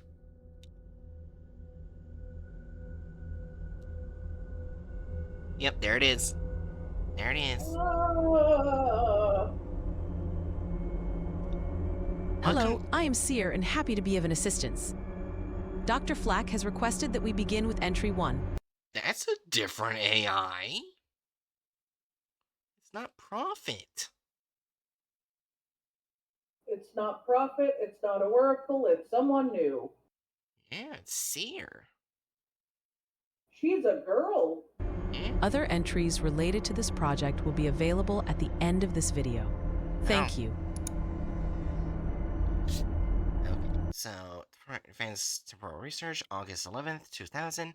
We have been in this place, wherever this is, for what I estimate to be 2 days. It's difficult to be certain. Time does not seem to pass here in the same way.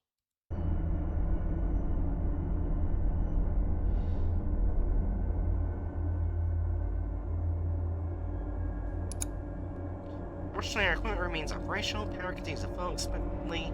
Our current working hypothesis is that we exist in a liminal space, both here and there simultaneously. I mean, this is speculative. I possess no empirical data to support this conclusion. Still, it is a starting point. As of writing, all 380 personnel present at the facility have been accounted for. That, at least, is encouraging. No injuries have been reported, though anxiety and frustration are understandably high. First priority is determining precisely where we are. We can comfortably rule out Earth. The sun here burns red, and the flora are unfamiliar, yet the atmosphere remains unbreathable, and a temperature surprisingly temperate, milder, in fact, than a Louisiana summer. We go to the 354 dimension.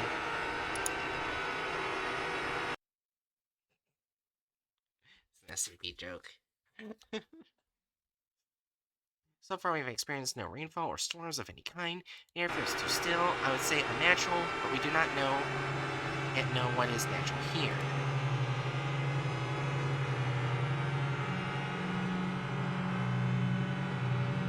We have not ventured far beyond the perimeter. I'm inclined to focus on finding a way home, but Dr. Collison insists exploration may provide crucial data regarding our displacement. His argument is reasonable, though I worry, what if the transport process reverses itself while some are away? They could be stranded indefinitely.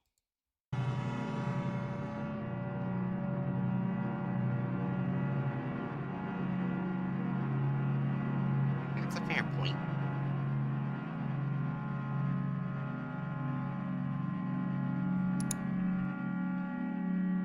The fact that the entire building was transported is itself alarming. Our calculations were clearly flawed. The virus was never intended to draw the magnitude of power, nor to affect so large an area. Something in our path, or perhaps in the universe itself, went wrong. I like how you perhaps blame the universe.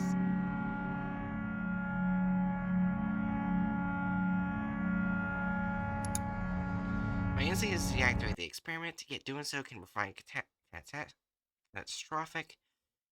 I can imagine a host of outcomes, each more dire than the last: annihilation, entrapment, molecular destabilization, or possibilities worse than I yet realize.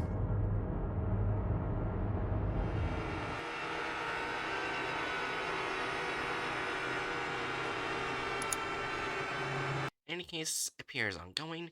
We may return home tomorrow, or not for weeks. It is impossible to say. Medical assessments are necessary. We may have already been altered without realizing it.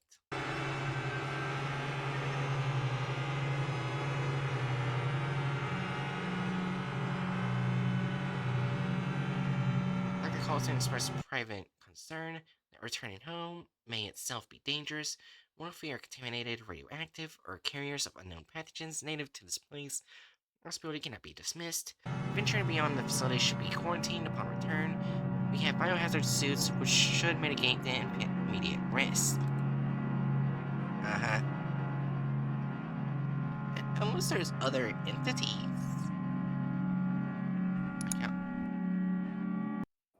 Another issue is water. We have yet to locate any natural sources, no rivers, no streams, no visible moisture in the soil. The air itself feels dry, though not impressively so. For now, our internal reserves remain adequate, the facility storage tanks are full, and our recycling systems are still functioning. Okay, that's good at least.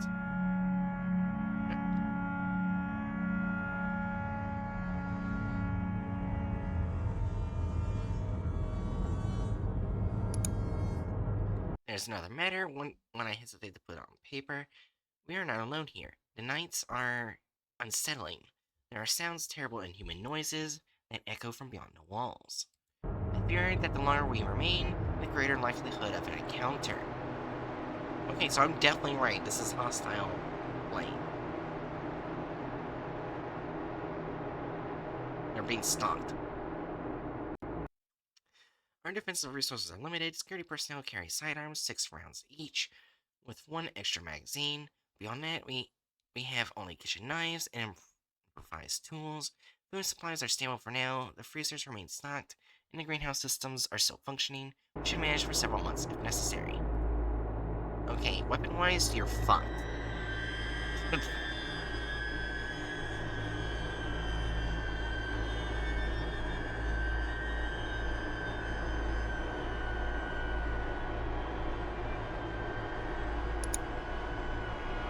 That is all I can report at present. I'll continue documenting our situation and hope, perhaps foolishly, that this ordeal will be brief. And you don't even return. Are there any topics you would like to learn more about? Hell yeah! Alright. So now, we're on Disappearance Part 3.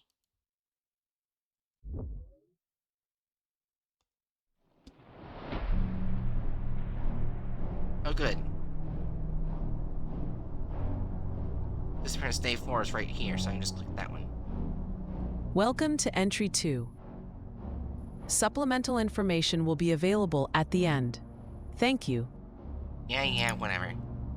We've been in place a little over a week now. Able to survive, we have to learn quickly. Death comes very easy here. Okay, so it's a lot more hostile than I thought. Our group has established a 2-mile perimeter around the facility where we first arrived. All vehicles survived the transfer, allowing us to siphon fuel and use larger trucks for scouting.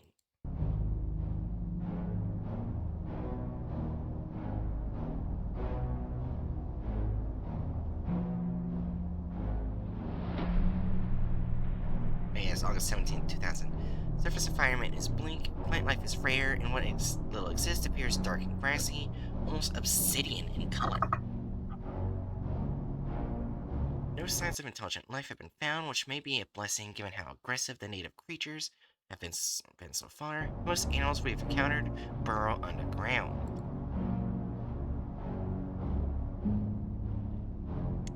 Martin Lang is our first tragedy in his new world. He fell victim to a tragic accident while assisting with a geological survey near the eastern ridge. He stepped on a loose rock suspended over a wide cavity and fell through. Oh, he's dead. Definitely dead.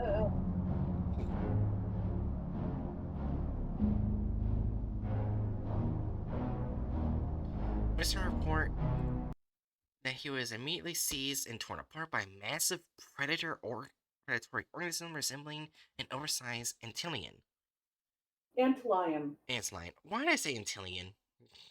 I don't know, but yeah, you know what insect that is, right? Yeah. I mean, it's probably in the background here, too. Alright. Is that an antlion? I guess it is, just reddited and blurred. Yeah. Dr. Collison's report stated that Martin likely didn't suffer long, though in his own words, he admitted that might simply be hope speaking. Oh.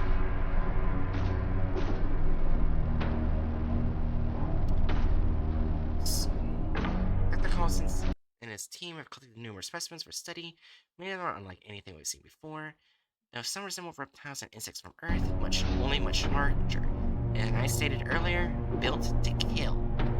So basically, this world, humans are prey. Anything they can reach is probably prey, honestly. Yeah. So basically, humans aren't top food chain in that world. All the specimens... Probably around the bottom. Yeah. All the specimens exhibit aggressive temperaments. Most carry toxins or parasites that we could not hope to survive without protective measures. Oh, yay, that's great.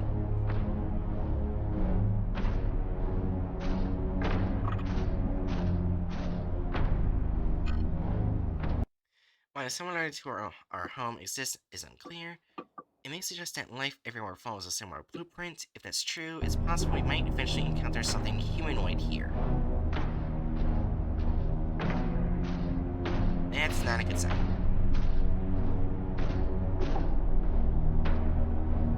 Below the surface is a vast network of caves stretching for miles. I'd advise against exploring too deeply, but Dr. Collison insists that the understanding of the terrain, especially what lies beneath us, is essential for survival.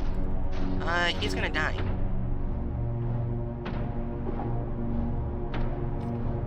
We already saw what happened when someone went barely underground. They got torn apart. The caves contain liquid water, but it's contaminated with strange microbial life, unlike anything known to science. Actually, this has only fueled his desire to push farther. And yeah, he's definitely gonna die. I focused on my opposition, but whatever authority I had on the project didn't transfer to this new world. I'm overruled more often than not. I try not to let ego play into it. There are too many lives at stake. However, this constant need to explore feels reckless, risky. No shit. Stay with the building.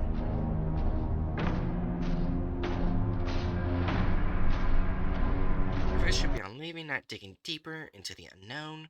Yet too many here seem convinced that this is a once-in-a-lifetime opportunity, something worth risking everything to understand.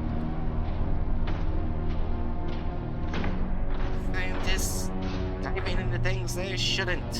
What a surprise. I wonder if Mr. Lang would agree it was worth his life. No, he would not. I suppose this includes this entry. Wait, I'm being alerted that my attention is needed outside the facility. Dear God, I can only imagine what I'm about to see. Uh-oh.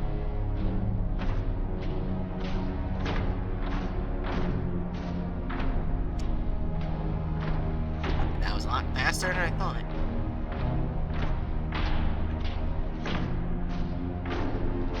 In a few days since the incident with the spiders, I think I finally have enough distance to process and begin to understand what I witnessed. Oh.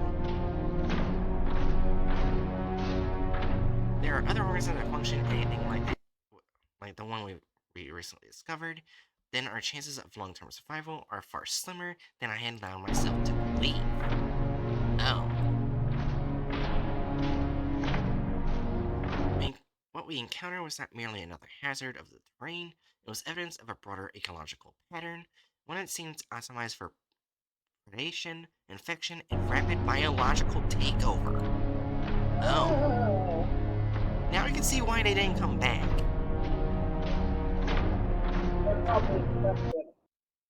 Yeah.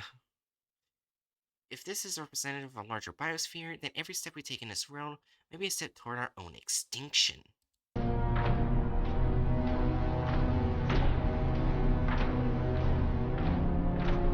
A small team of 4 investigators shall burrow just outside the facility. Tragically, 2 members, Rebecca and Derek, lost their lives during the encounter. The sand hole is a nest of small arachnid-like creatures, each roughly the size of a human palm. That's not what I would call a small arachnid. But okay.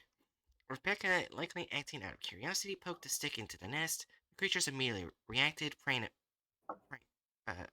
oh, that's probably supposed to be saying spraying a viscous fluid from their mouths that struck her exposed skin. Oh.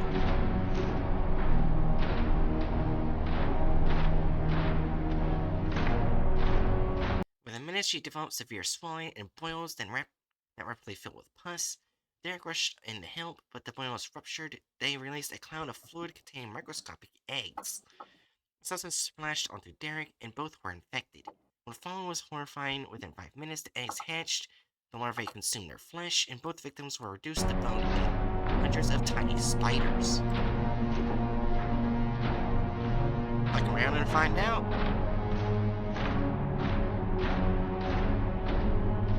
Here's the definition of this analog core.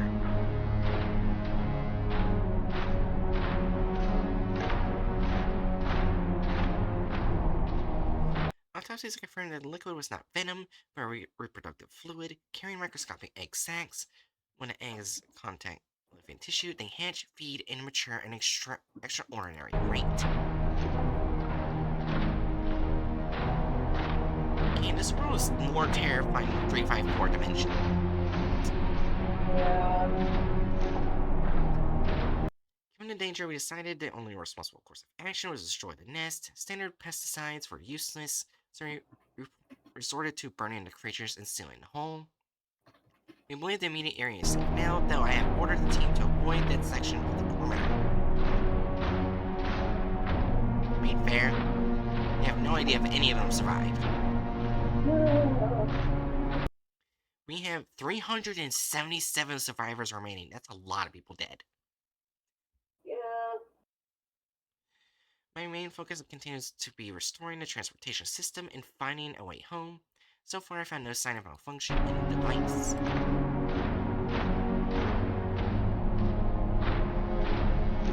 August 20th, 2000. Or that calls upon us to lead a team deeper in the lower caverns. I fear what they'll find down there.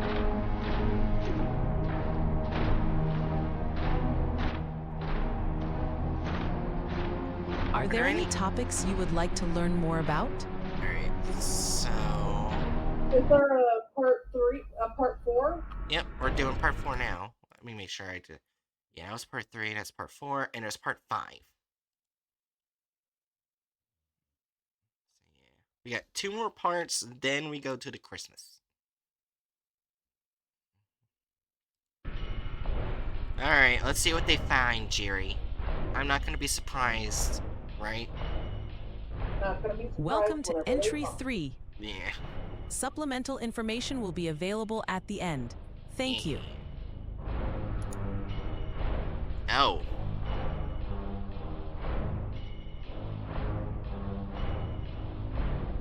That's not terrifying.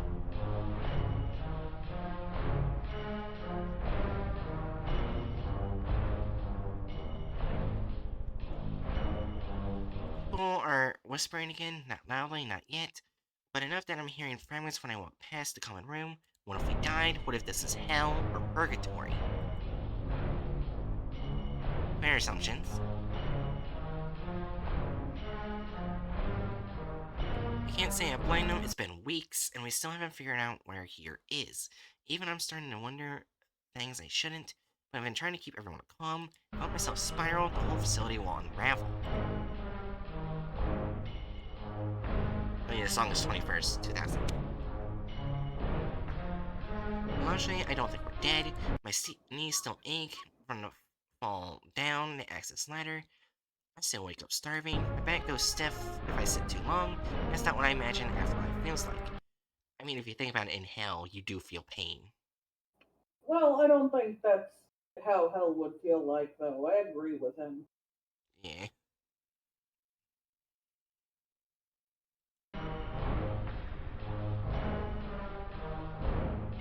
I could be wrong, but I hope I'm not.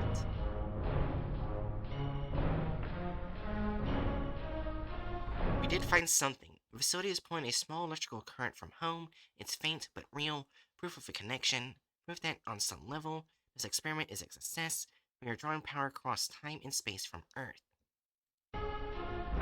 Yeah, into a place that leads people to being constantly murdered.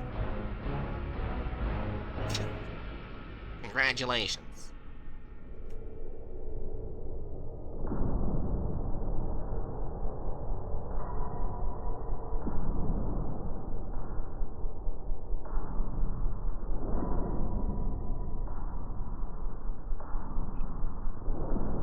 There's comfort that we have some connection to home, however faint that connection might be. There's talk, desperate yet hopeful, that this current might be some kind of doorway. Perhaps we can track it, pry the doorway open, and step through. I don't know, it sounds like trying to crawl through a phone line just because you hear someone breathing on the other end.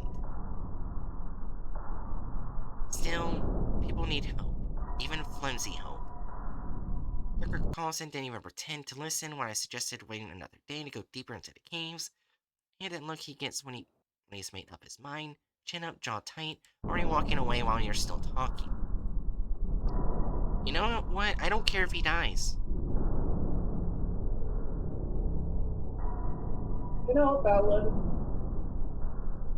Mainly because basically what he is doing is fucking around and And finding finding out. out. Yeah. But he's also using others' lives to do it with. Yeah. Okay, so the team is Shelley White design, Danny Anderson design, Chris Gardner media, Aiden LeBlanc security, Dr. Stephen Hertz applied science, Dr. Coulson lead. Okay, you don't even have anyone who knows geological shit. You have no guide. They're all gonna end up dead. They don't have a single geologist. They also, I want to note that they also do not seem to have a single person who knows about tracking or animals in any way, no sort of zoologist of any kind. Mm-hmm. Since, that's an entire grouping of different jobs. Yeah. No rangers, nothing Yep. that involves, how to survive. Basically, the only good thing they got on this team is the one security person. Well, yeah, but security is still very different than the skills they need. Yeah. Everything else is just basically they're gonna get themselves killed. It's kind of like hiring a master chef and asking him to debug your computer. Yeah. So yeah, now I definitely don't feel bad for Dr. Collison. Dr. Collison's going to get up murdered. Yeah.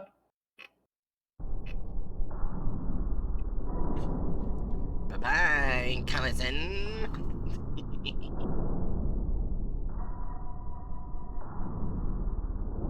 Shelly hugged me before she left.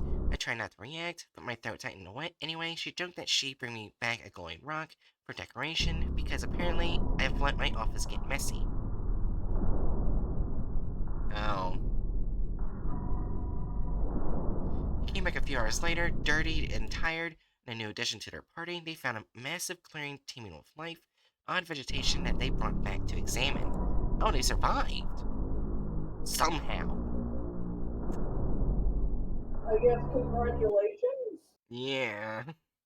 But I will say, most wildlife experts would say, don't grab something just because it looks inviting. I mean, yeah. There's actually a very beautiful plant that only when it bears fruit that you realize it's dangerous, and it's the doll's eye. The plant itself is beautiful as a flower, but when it shows fruit, it looks like an eyeball. And it's actually one of the most poisonous plants in the world. Of course, we can't forget the one tree that if you even approach, it'll poison you. And Oh it shoots yeah. out poisonous, needles.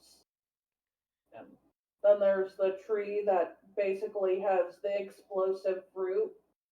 Yeah, and as well as the tree, it has that acidic sap that I think there it's partially in America. Oh. Yeah. I think it's in Florida. Of course, it'd be in fucking Florida. Yeah. We actually realized how dangerous this acid was because one person went under it when it was raining. Oh. They did not live. Yeah.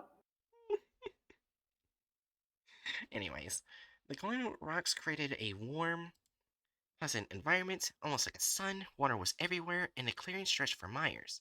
But not Myers, miles. God damn it, dyslexia. Dr. Carlson described it as a closed environment. If there's intelligent life on this rock, he said it's likely in a place like this. Most likely that intelligent life doesn't like you.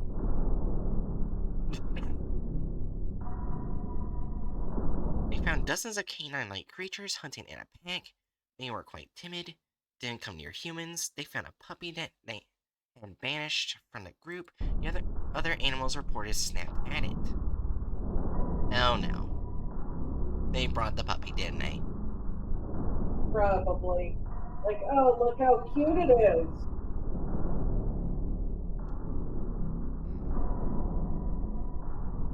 Yeah. A lot of people are gonna end up dead. Oh shoot. I didn't see it. I didn't realize it changed. There we go. Shelly decided to adopt the creature. It's a cute little canine. Reminds me of a golden retriever with 2 extra eyes and tail. We kept it from the rest of the facility until we decide if the creature is a danger, has diseases, etc. Alright. Oh, it is cute. But it also probably will kill me. Yeah. I disapproved, of course, but I must admit the creature is growing on me. We nicknamed it Peepers. Because pretty much just taking the puppy in will not automatically cause domestication for their species. It took way longer than that for us to do that with dogs. It wasn't immediate.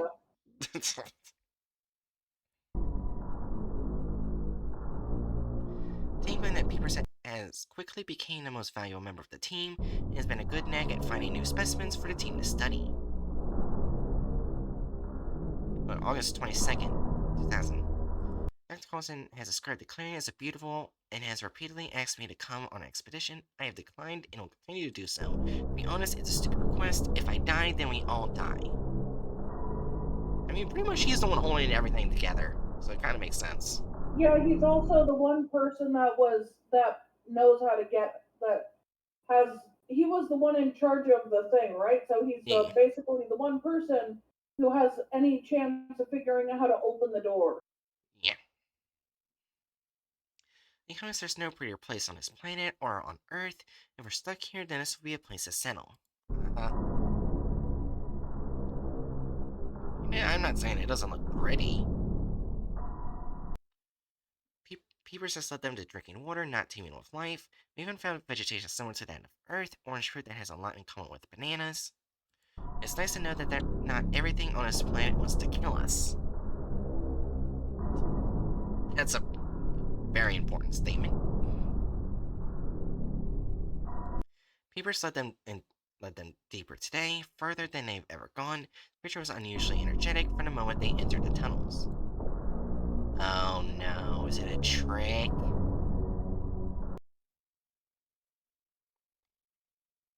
What if it's a trick and that the pack was telling them, like, hey, be good with them for a little bit, then lead them to us? We'll find out. Yeah. Aiden remarked that Peepers seemed locked onto something like he could smell a destination the rest of us couldn't imagine.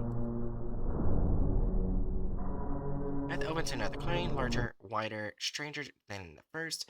Chris described it as a glow-in-the-dark orchard. Oh. Hundreds of massive eggplant-like organisms stood clustered together, each one pulsing softly with violet light. The glow reflected off the cavern walls, giving everything a dreamlike haze. I mean, as long as 24th 2000. Peepers reacted instantly. Oh. The moment they stepped inside, it bolted ahead, darting between the structures, chirping, almost cheering. Churring. A sound no one had heard from it before. It ran in arcs, circles waving it so close to the glowing organisms that Stephen had to shout for it to stop. The moment they stepped inside, it bolted ahead, darting. Oh wait. Oh yeah, I just read that. Never mind. I thought it changed. Dan tried calling to it, but Peepers didn't respond. It didn't even look back. Okay. Something doesn't seem right there. Seem right here at all. Dr. Coulson eventually had to grab it by the scruff and physically haul it away from the clearing. Even the Peepers twisted and squirmed, it dug its claws into his jacket, refusing to leave. Chris swears the creature made a low, rumbling growl, the first sign of aggression it's ever shown. Yeah, something is in that cave. Something is in there. Finished carrying Peepers out, but even after returning to the facility, it paced non-stop, whining at the door as if begging to go back.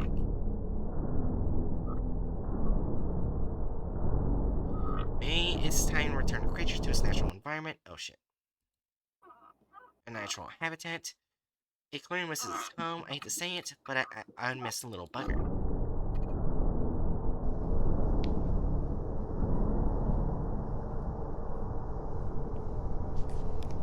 We're seeing this footage again. Oh, that's what that is. It's the eggplant thing. Yeah. That does not look like much like an eggplant. When we thought plants weren't plants at all. Uh-oh. Oh. According to Callison, the eggplant-like organisms reacted the moment the team approached, like they were waiting for them to return. The top split open along thin hidden seams, revealing the interior lined with fleshy ridges. Oh. Several long whip-like tentacles shot outward, far too quickly for something with roots. Team Bear barely had time to register, and was happening before the first attack. Okay, so a bunch of people are dead. I'm guessing it has some sort of smell or look that lures animals in to get eaten by like the dog. Yeah. Shelly was taken instantly. A tentacle worked around her wrist and yanked her off her feet. She didn't even get a full scream before she was pulled headfirst into the creature's open cavity. Yeah, they're gonna be picked off like flies. And I'm pretty sure a bullet isn't gonna do anything towards it. Stephen lunged after her without hesitation. He grabbed her boot, but a second tentacle coiled around his arm, then his throat, and dragged him in after her. Damn, these things are strong. Then the organisms began to glow. And that would probably be acid. Cousin said the glow intensified rapidly, purple at first, then white hot, until the bulbous bodies became almost fully transparent. Their outer flesh thinned until the team could see inside, as clearly as silhouettes behind frosted glass. They're gonna see corpses.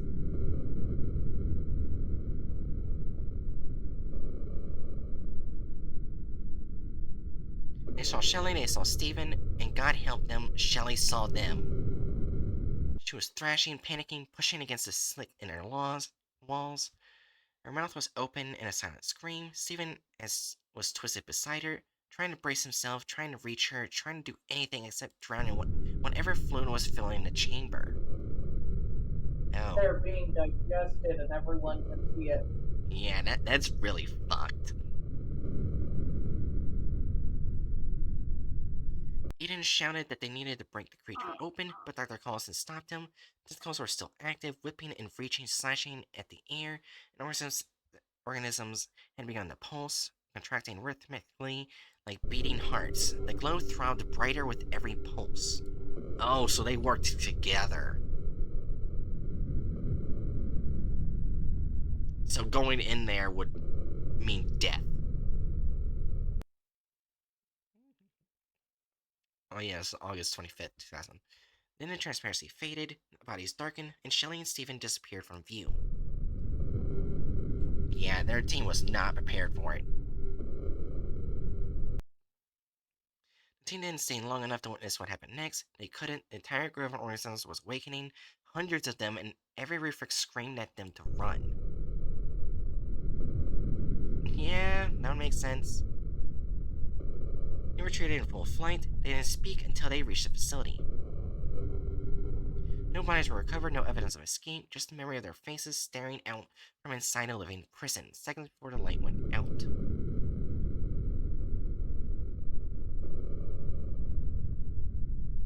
It assumes they were digested, consumed by something we don't yet understand. I don't know what to tell the others, I don't know what to tell myself. Losing Shelley feels like losing a limb. She was an acquaintance on Earth, but here she was starting to become my best friend. Losing Stephen feels like a blow we can't afford. Oh, he was probably security. Yeah, losing a person with a gun is not great. I didn't show up about her anyone in a long while. If I make it back, I'm not sure what I'll tell her husband or her children. She didn't deserve to become food for some monster. None of them did. Not Shelley and not Steve. So I wonder what Dr. Collins thinks of this.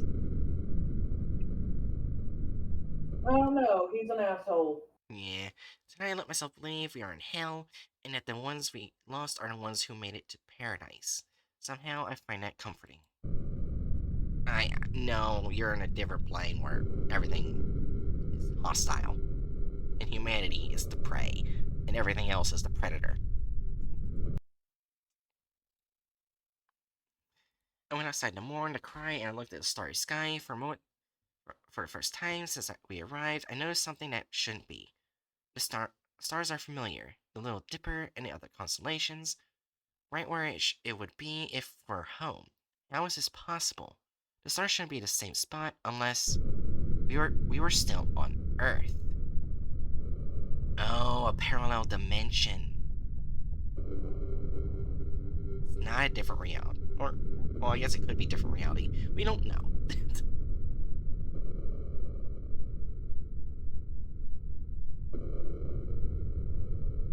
I'm afraid our situation has now become more complicated.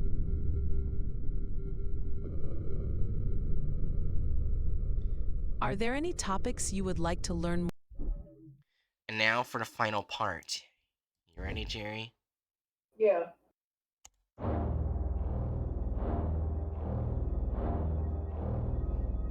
I'm not sure if there's going to be part 6 or anything else, but yeah. Welcome to Entry 4. Dr. Flack has removed all supplemental information for this entry. Thank you. Ow. Okay. The atmosphere within the facility has remained markedly somber since the loss of Shelley and Stephen. Stephen was widely respected among the staff, and Shelley was well regarded. Morale has suffered accordingly. And yeah, they're gonna blame Dr. Collins. No meaningful progress has been made towards resolving our solution. But yeah, this is September 4th, 2000. Huge jump in time. The proposal to transmit communications through the aperture connecting our two worlds have been discussed at length. While theoretically possible, it remains impractical given our current understanding of the phenomenon and the stability of the environment surrounding the opening. True.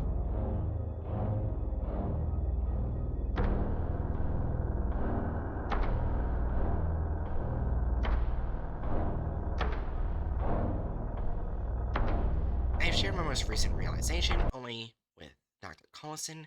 Together we agreed that disseminating this conclusion to the broader facility at this time may do more harm than good. I'm uncertain how such information would be received. I don't think we'll get to the SCP or the Smile virus tonight. But we will be able to do the Christmas one. We are on Earth, but likely not our Earth. This would account for the presence of familiar biological analogies. Two prevailing hypotheses remain under consideration. One, we are looking at Earth's far future timeline. Two, we have been displaced in a parallel Earth within a separate universe.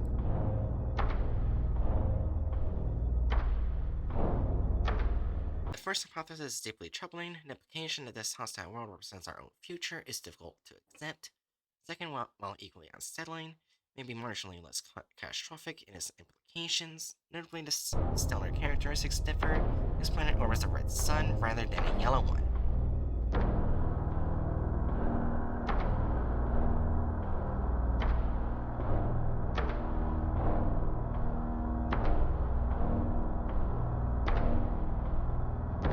Both explanations resemble low-quality speculative fiction, yet one of them must be correct. It now appears that our failure to construct a functional transporter may instead represent an unintended success, either the creation of a temporal displacement device or a multiversal transfer mechanism. The achievement is extraordinary, though deeply humiliating given the circumstances, and possibly fatal. Yeah.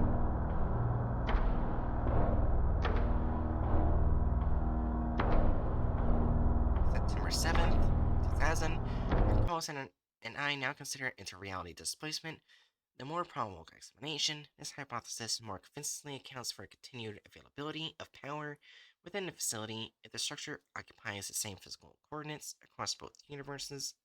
Energy infrastructure may likewise overlap. That's a lot of Earths.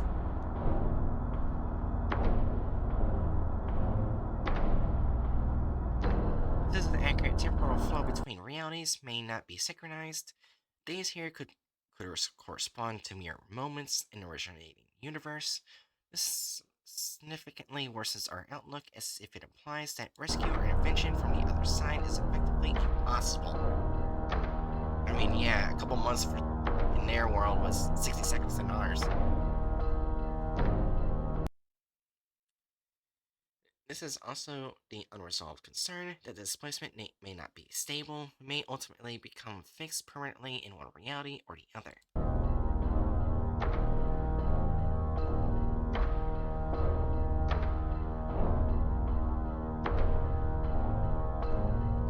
Solar Constellation is now that we possess a working framework for understanding the problem. Do you have a solution?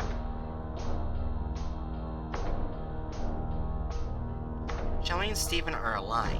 I'm sorry, what?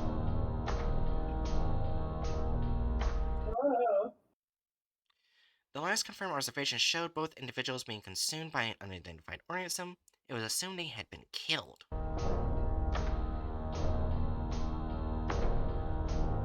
Something doesn't seem right. On September 10th, 2000. According to their accounts, the organism was unable to digest them and expelled them shortly thereafter. Anecdotal evidence suggests that humans are generally unpalatable to non-terrestrial life. This appears to support that assumption. So they tasted so gross they spat them out?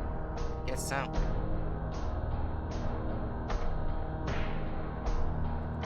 In conducting an initial debrief with Shelley regarding her experience, she described the interior organism as cavernous and muscular, consistent with animal rather than plant anatomy. Okay, so it's an animal pretending to be a plant.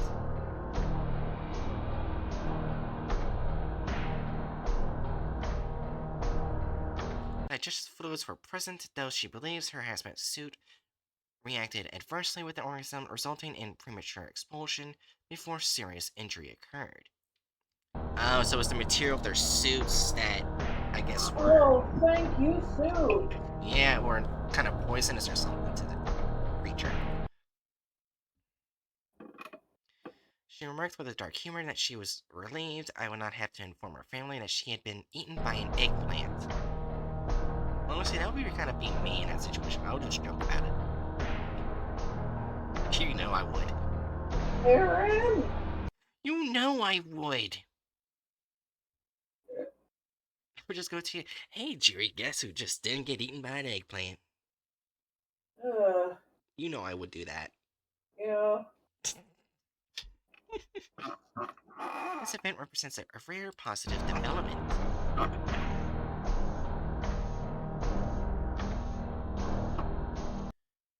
Both Shelley and Stephen report subsequent contact with what they believe to be intelligent life forms. After being expelled, they were reportedly provided shelter by humanoid beings described as tall, bipedal, and anatomically similar to humans, though possessing red diamond-like skin pigmentation. Oh. Okay.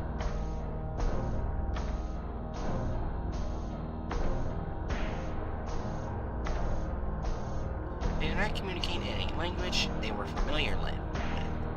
That's not surprising. Whether these reports reflect genuine encounters or trauma-induced distortions remains unclear. The facility is now caught between renewed hope and heightened fear. Both are potentially destabilizing forces.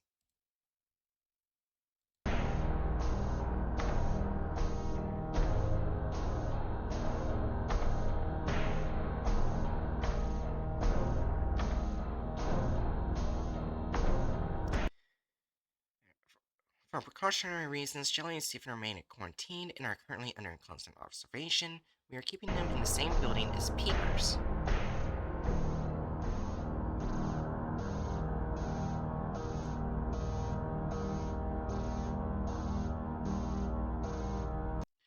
Preliminary blood work is largely unremarkable. No pathogens have been identified, though trace amounts of radiation are present.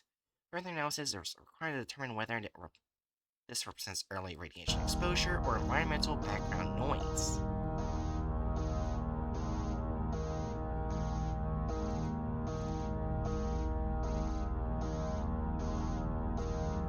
Baker reported that the organism began to emit light shortly before expulsion, which may be relevant.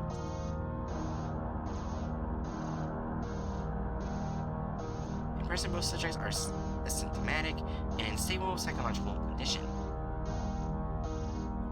Mr. Coulson renewed his recommendation to explore the cave systems, encouraged by Shelley and Stephen's accounts. His argument is that contact with these entities may be essential for long-term survival. I admit this is logically sound. Regardless, I still do not approve. I mean, yeah, just because the plants didn't kill you doesn't mean there's nothing else down there that won't kill you. The proposal was put to a vote and was rejected. For now, the prevailing concern is preparedness. Given that nearly all known life on this planet has demonstrated hostility, it is reasonable to assume that these beings may be no different. Their apparent kindness may represent altruism or a predatory strategy. I mean, that kind of makes sense. Basically, everything on this planet has been trying to kill them. Except for one, and that's peepers. Further planning is required. Are there any topics you would like to learn more about? Yeah, keepers had probably been drugged in the past. That's probably why their pack was trying to kill them. Yep. Alright, so even though it was last finished 10 months ago, that's only season 1. As you can see, we're gonna get through these fast. I don't think we'll have time for Psychosis, but we'll have it for Wednesday. Alright. Subtitles.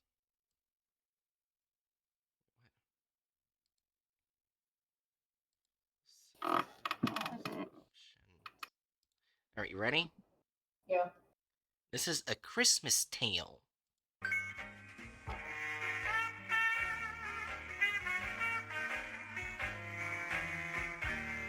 Mikey the Mouse. A Christmas Tale. This is definitely really... It was a cold winter night in the forest, trees speaking through the wind as the water lays still. But for our little friend here, the weather was no matter. This is Mikey the Mouse. He lives a peaceful life far from civilization. His daily routine consists of collecting wood and hunting for food. There he goes, tramping around the local forest, keen on finding something to He eat. looks kind of like His a more hunger direct grows version of Winnie the Pooh. Yeah, and I kind of like it. Gives a bit of a nostalgia feel. unsteady, but he still manages to keep himself under control. As long as he can get home before the freezing winds at dawn.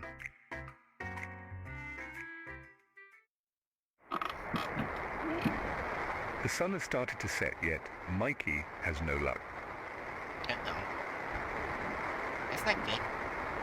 The fog was too heavy to go home, so Mikey has made a small fire and some shelter to hopefully last the night. The cold added to his hunger holds him from resting. What's that? Oh, that's a bush. It's a bush. Okay.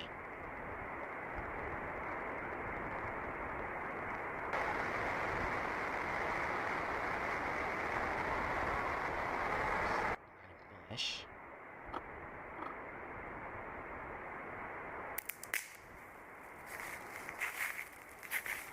Oh, there's an animal. Wait, what? You didn't hear it? Tree snap and some stepping sounds?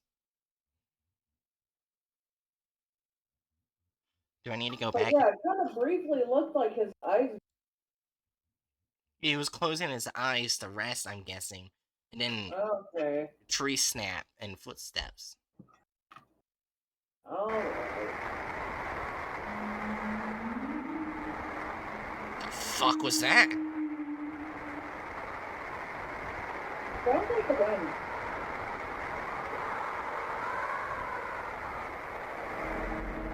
That ain't an animal. That ain't an animal. I don't know what the fuck that is. You see the outline? This thing right here. Looks like something. Yeah, I don't know what the fuck it is, but it... I see a head. Yeah. I would go back in there. A bunny! Bunny was not what we saw. Oh, it's gone. Okay. I don't trust that. Oh, okay. oh, God. Oh! What? That is not a forest animal. I don't know what the fuck that thing is, but it is not a forest animal. Does it have bloody nipples? I can't tell. Maybe?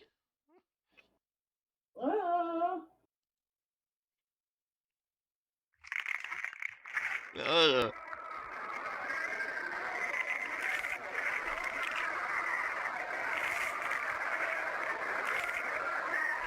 Oh my god.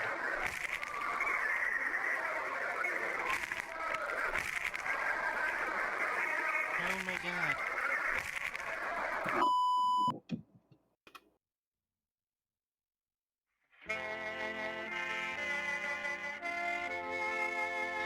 the art style. Here we're having issues. Please wait. Yeah, Oh, wait, what the fuck?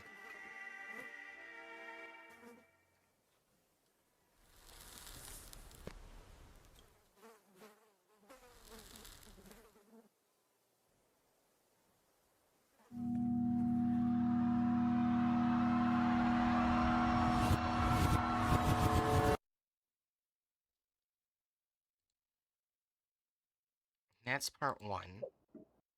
Was that a cartoon in a cartoon? Yeah. Or maybe the character was watching a cartoon. I think everything's animated, which is really cool. I love the art style. It's rather creepy.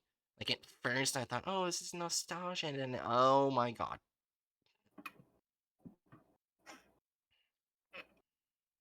I guess we're gonna learn more.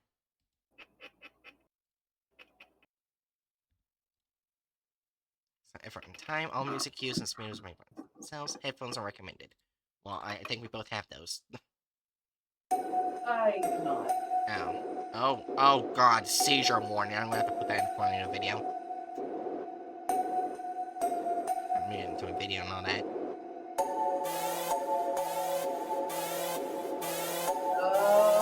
Man opens animation solo.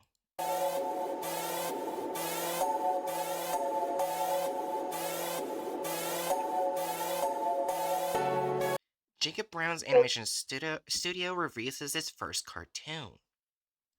Oh, the person we're sitting on that counter right now is watching a cartoon is Jacob Brown's. Remember at the beginning, the last one, it said Jacob Brown's studio? Yeah. Oh, okay, so something bad happened.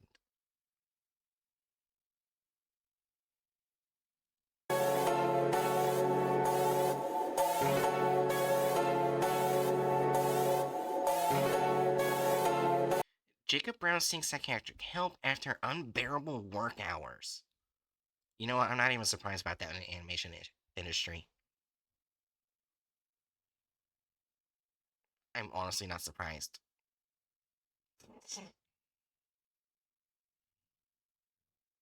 Oh,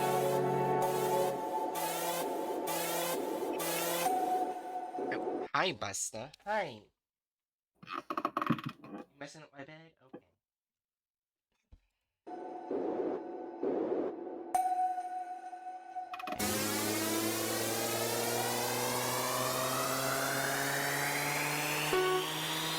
Oh, hey, what the fuck? Jacob Brown's cartoons show disturbing scenes that are causing extreme reactions among viewers. Oh, okay.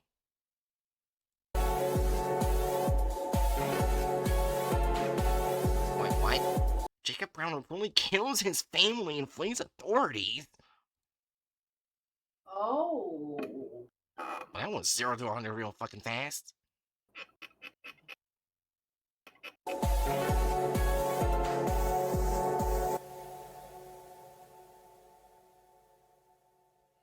God damn.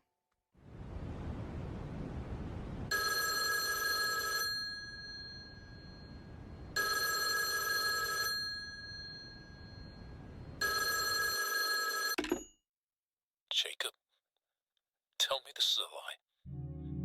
You couldn't, right? You wouldn't. Your kids? Sarah? Tell me they're lying. Please. They're not lying. No? But there's something they don't know.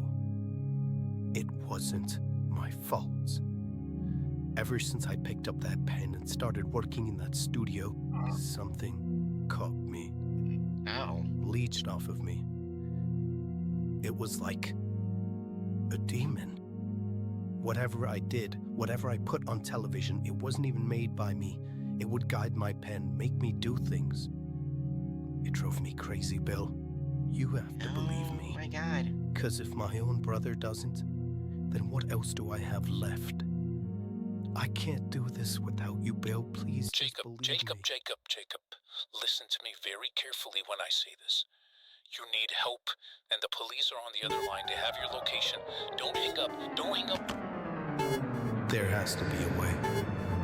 There has to. Okay. There's no way. Okay, This so doesn't feel like an analog horror. well, it is listed as it, but I mean, regardless, it's still horror, so I am enjoying it. I don't see it as horror. I just see it as sort of dark cartoon. Let's keep going. Yeah, maybe it's going off analog horror like off the old cartoon times.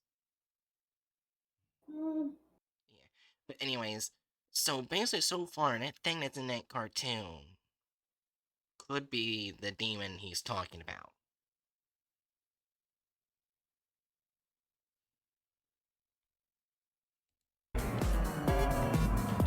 Somebody, please, just believe. There has to be a way. How? There has to. I show them. How do I prove there's no way it is real? I'm letting people they're not thing by Sarah. It's my real children. It's died because of this. It's not something. Ow. Oh, he died.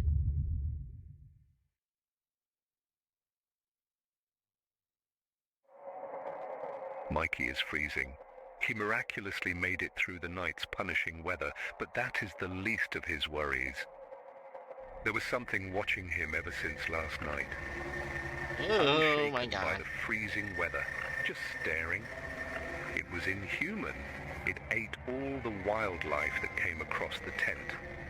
Almost mocking the fact Mikey's starving, it placed all the corpses close to Mikey's hut, inclining him to get out. But Mikey knew better than to give this thing an opening. Mikey had to get out somehow.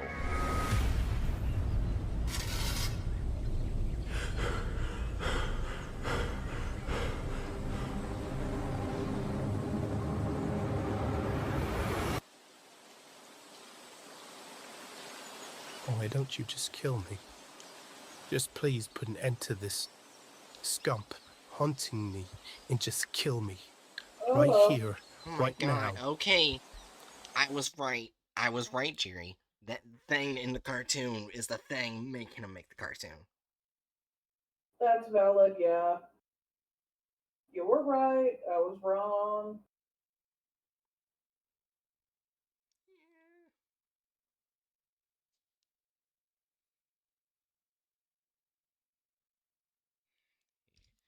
Okay, so yeah, I am liking the story so far.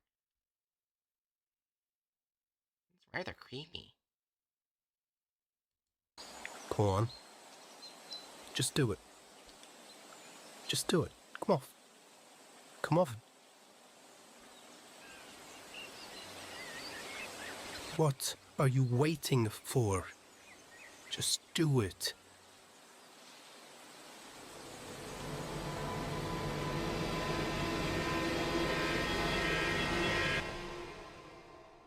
I think the demon needs him alive.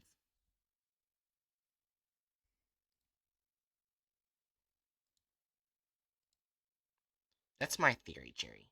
I think the demon needs him alive. Well, I don't think he really likes that. Yeah. So we got 3. And I'm guessing after 4 you'll be done. Yeah. Gotcha. Probably. We went through a lot today.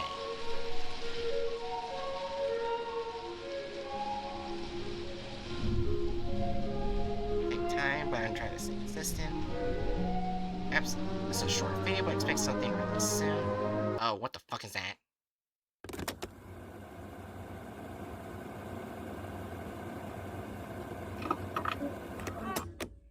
Mikey's patience prevailed over his hunger, and at last, the creature disappeared into the fog. Mikey left his hut and started walking the opposite direction from where the creature was, hoping that he will find... Wait, I just realized! Mikey, the rat right here, is basically in this exact same situation as Jacob. Because he was trapped in a car and he couldn't get out, and he was being watched by the creature. He was trapped into a tent and being watched by the creature. Does that mean whatever happens to this character might happen to him? I assume so.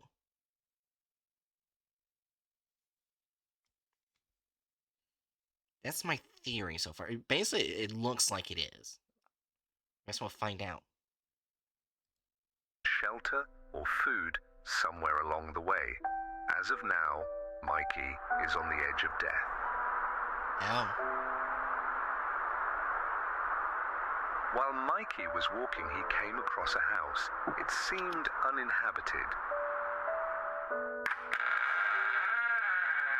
The house was warm and quite large, but there was an odor emanating from the other side of the house.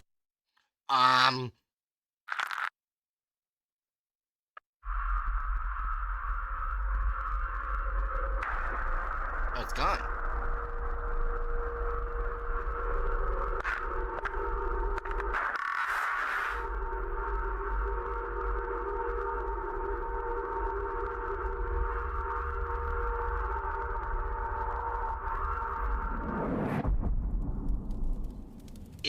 If Jacob goes to a house, then we know they're connected.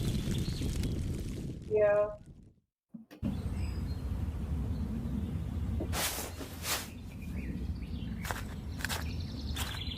Oh, wait. Also, another way to show that they're connected. The rat Mikey also had ice where his damaged part. Yeah, the mouse. The mouse had damaged parts of his face. Remember, he had ice right there. Yes, he did. You're right. Yeah. What the fuck is that thing behind him? I just realized. Why did you do this to me? Why did you do this? Oh god.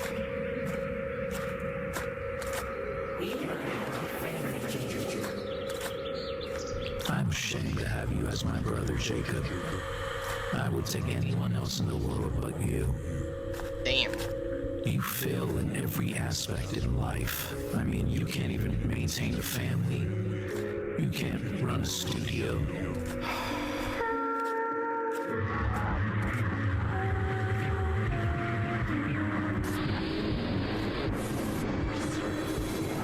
Mikey awoke from his slumber, and to his surprise,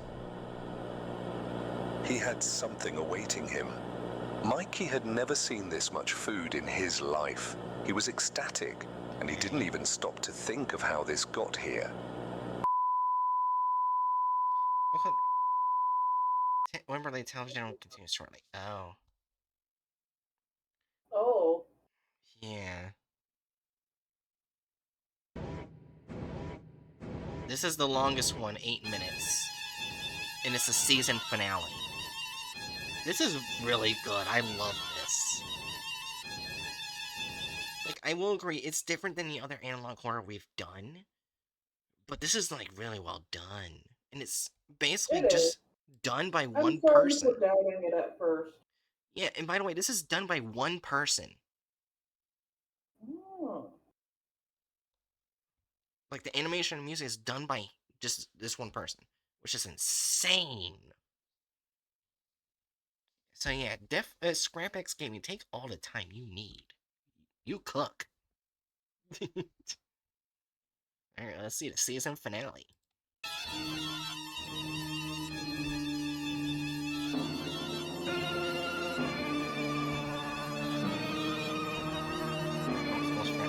Sometimes I'm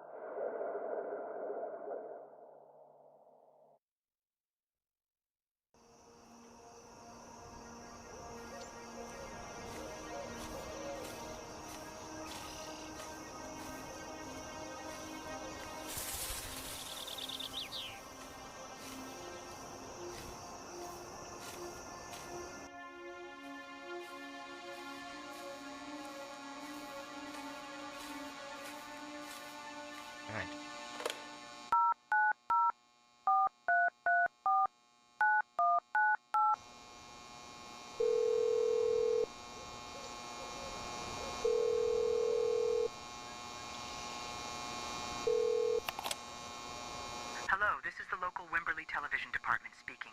How may we help you? You have a show that premieres every night at 9 p.m. called A Christmas Tale, right? Yes, sir. Today is actually its last scheduled showing. Due to the amount of complaints we got from the parents about the show's violent tendencies and its false Wait a minute, what the fuck? show, we are sorry if the show has upset you or your child, and it will not be premiered again after tonight. Why is it being broadcasted again tonight if so many people are complaining about it? Well, you see, sir, we got another episode sent from Jacob Brown Studios this morning, and after taking a look at how many viewers are tuning in just for this show, we figured we'd do a little send-off tonight at 9 p.m. Listen, lady, you can't let that show go live tonight, okay? I'm Jacob Brown, and there hasn't been a single soul working in that studio for 2 weeks.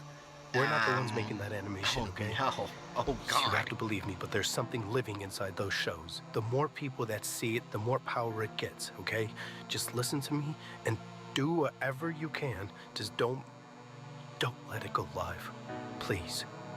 Excuse me, sir, but did you just say you were Jacob Brown? Aren't you wanted by the police right now? Yeah. What we said is true. Yeah. Oh, God. Oh, God. This is so I'm not creepy. gonna let you hurt anyone else.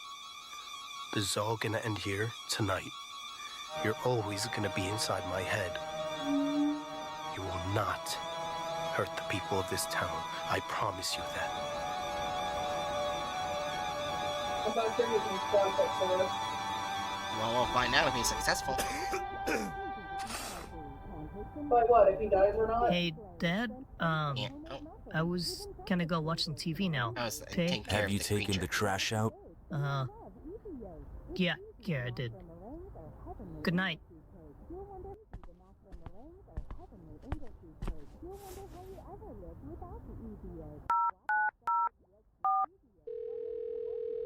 Come on, pick up.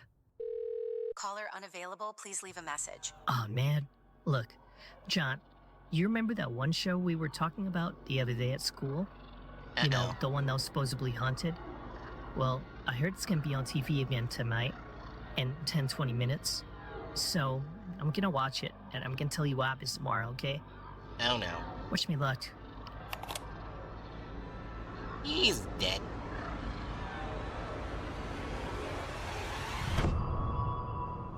Welcome to Wimberley.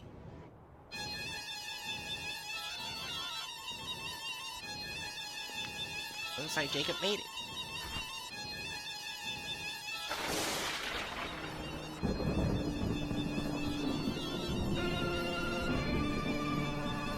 And he's being followed.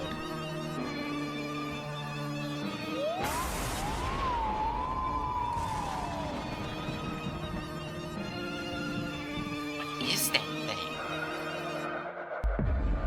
Who the fuck knows? Oh, Wimberley Television. Oh, wait. Television. I think that was a little error in animation. That's fine. Things happen. Oh, God. Everybody put your hands up now. Oh my gosh. No, this can't be happening. Please, take whatever you want. We have Shut up. Sarah, be calm. Shut up. And listen. There's only one thing I want. Someone tell me what time it is. 8:50, 8:52 or something? Oh, God. I need you to do me a His face favor. is really fucked up. I need you to stop all live television, okay? And I mean stop it. Completely. But if we do that, we'll lose our jobs. And what about... Well, he did. Don't end up like him, lady. You have 5 minutes. Figure it out, whatever it is. The lives of the whole town is on your shoulders. Uh-oh. She did not figure it out. Welcome, ladies and gentlemen. I introduce to you the one and only Mikey the Mouse.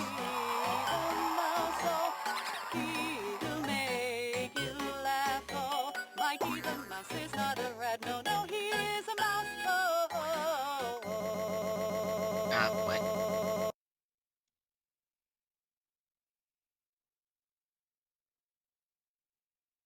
Day after day, I edged away at this very screen, waiting to be free.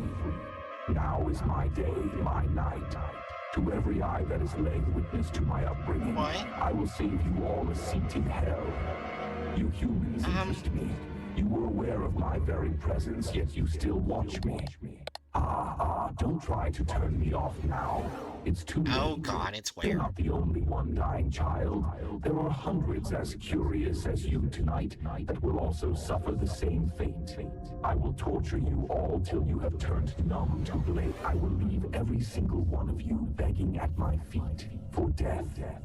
I see fear in your eyes, but remember you have done this to yourself. And before I rip all of you limb to limb, I would like to thank my creator, Jacob Brown. Oh my God. Without you, the blood that will be shed tonight wouldn't be possible. So thank you, Jacob. Tonight's massacre is me showing my affection to you. I hope you all enjoyed your lives, for tonight you will wish you'd never lived. And that's all, folks. May we all burn in hell. Oh my God. Oh yeah, he's dead.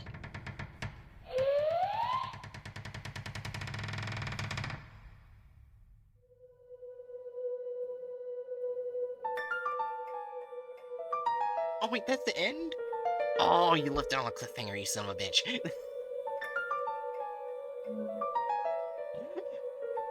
Okay, I am emotionally invested in this. Well,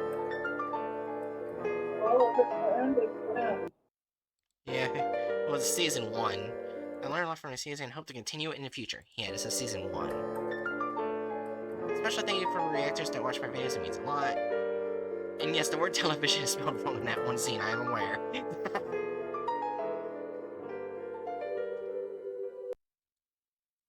Okay. Wow, okay, we went through a lot of good analog horror tonight.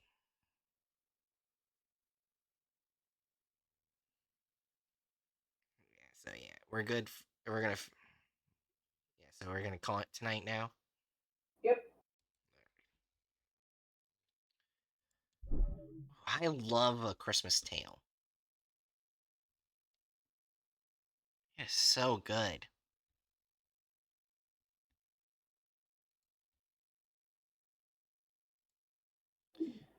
What was your favorite tonight, Jerry? I mean, you already know my favorite.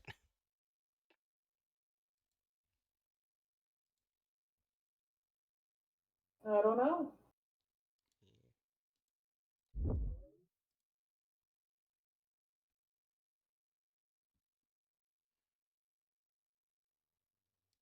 I don't know. You know, what I'm glad about is that we managed to finish Vintage 8. That feels weird to finish. It doesn't feel finished. Yeah, I think this appearance still needs another part to finish. I don't think the finale's done yet. It's just that it hasn't come out yet. That's fair.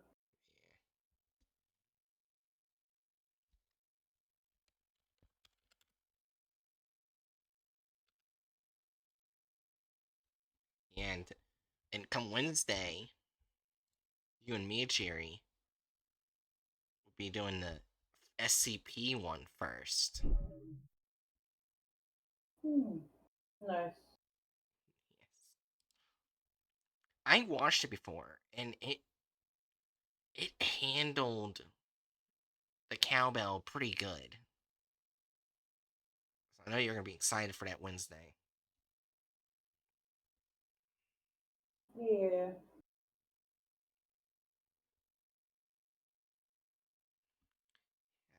Just trying to find someone to rate. Perfect.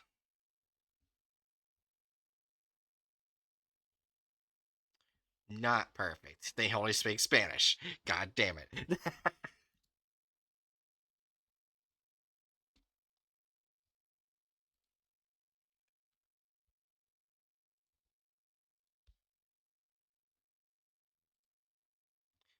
damn it.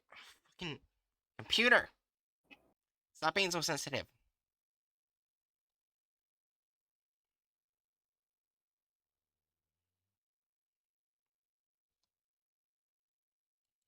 Hurry.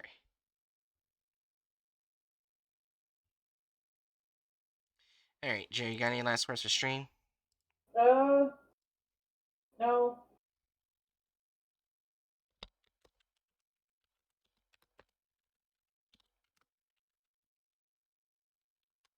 Alright. Danger Noddles, the schedule will be posted tomorrow. As to what I'll be streaming for this week. And I'll make sure to send you it in DMs later.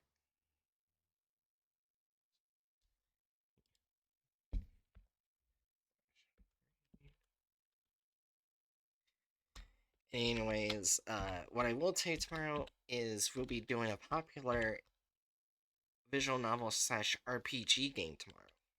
And I think Jiro will be joining me in call for that. Yeah.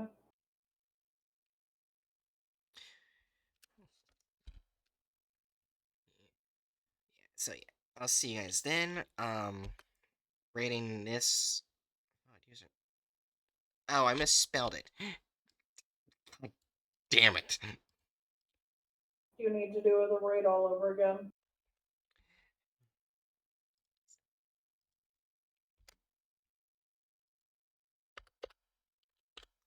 There we go.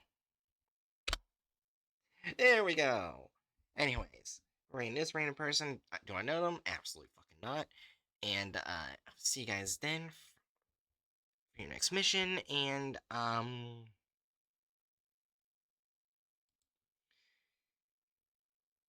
Ko-Fi Wireless Kan.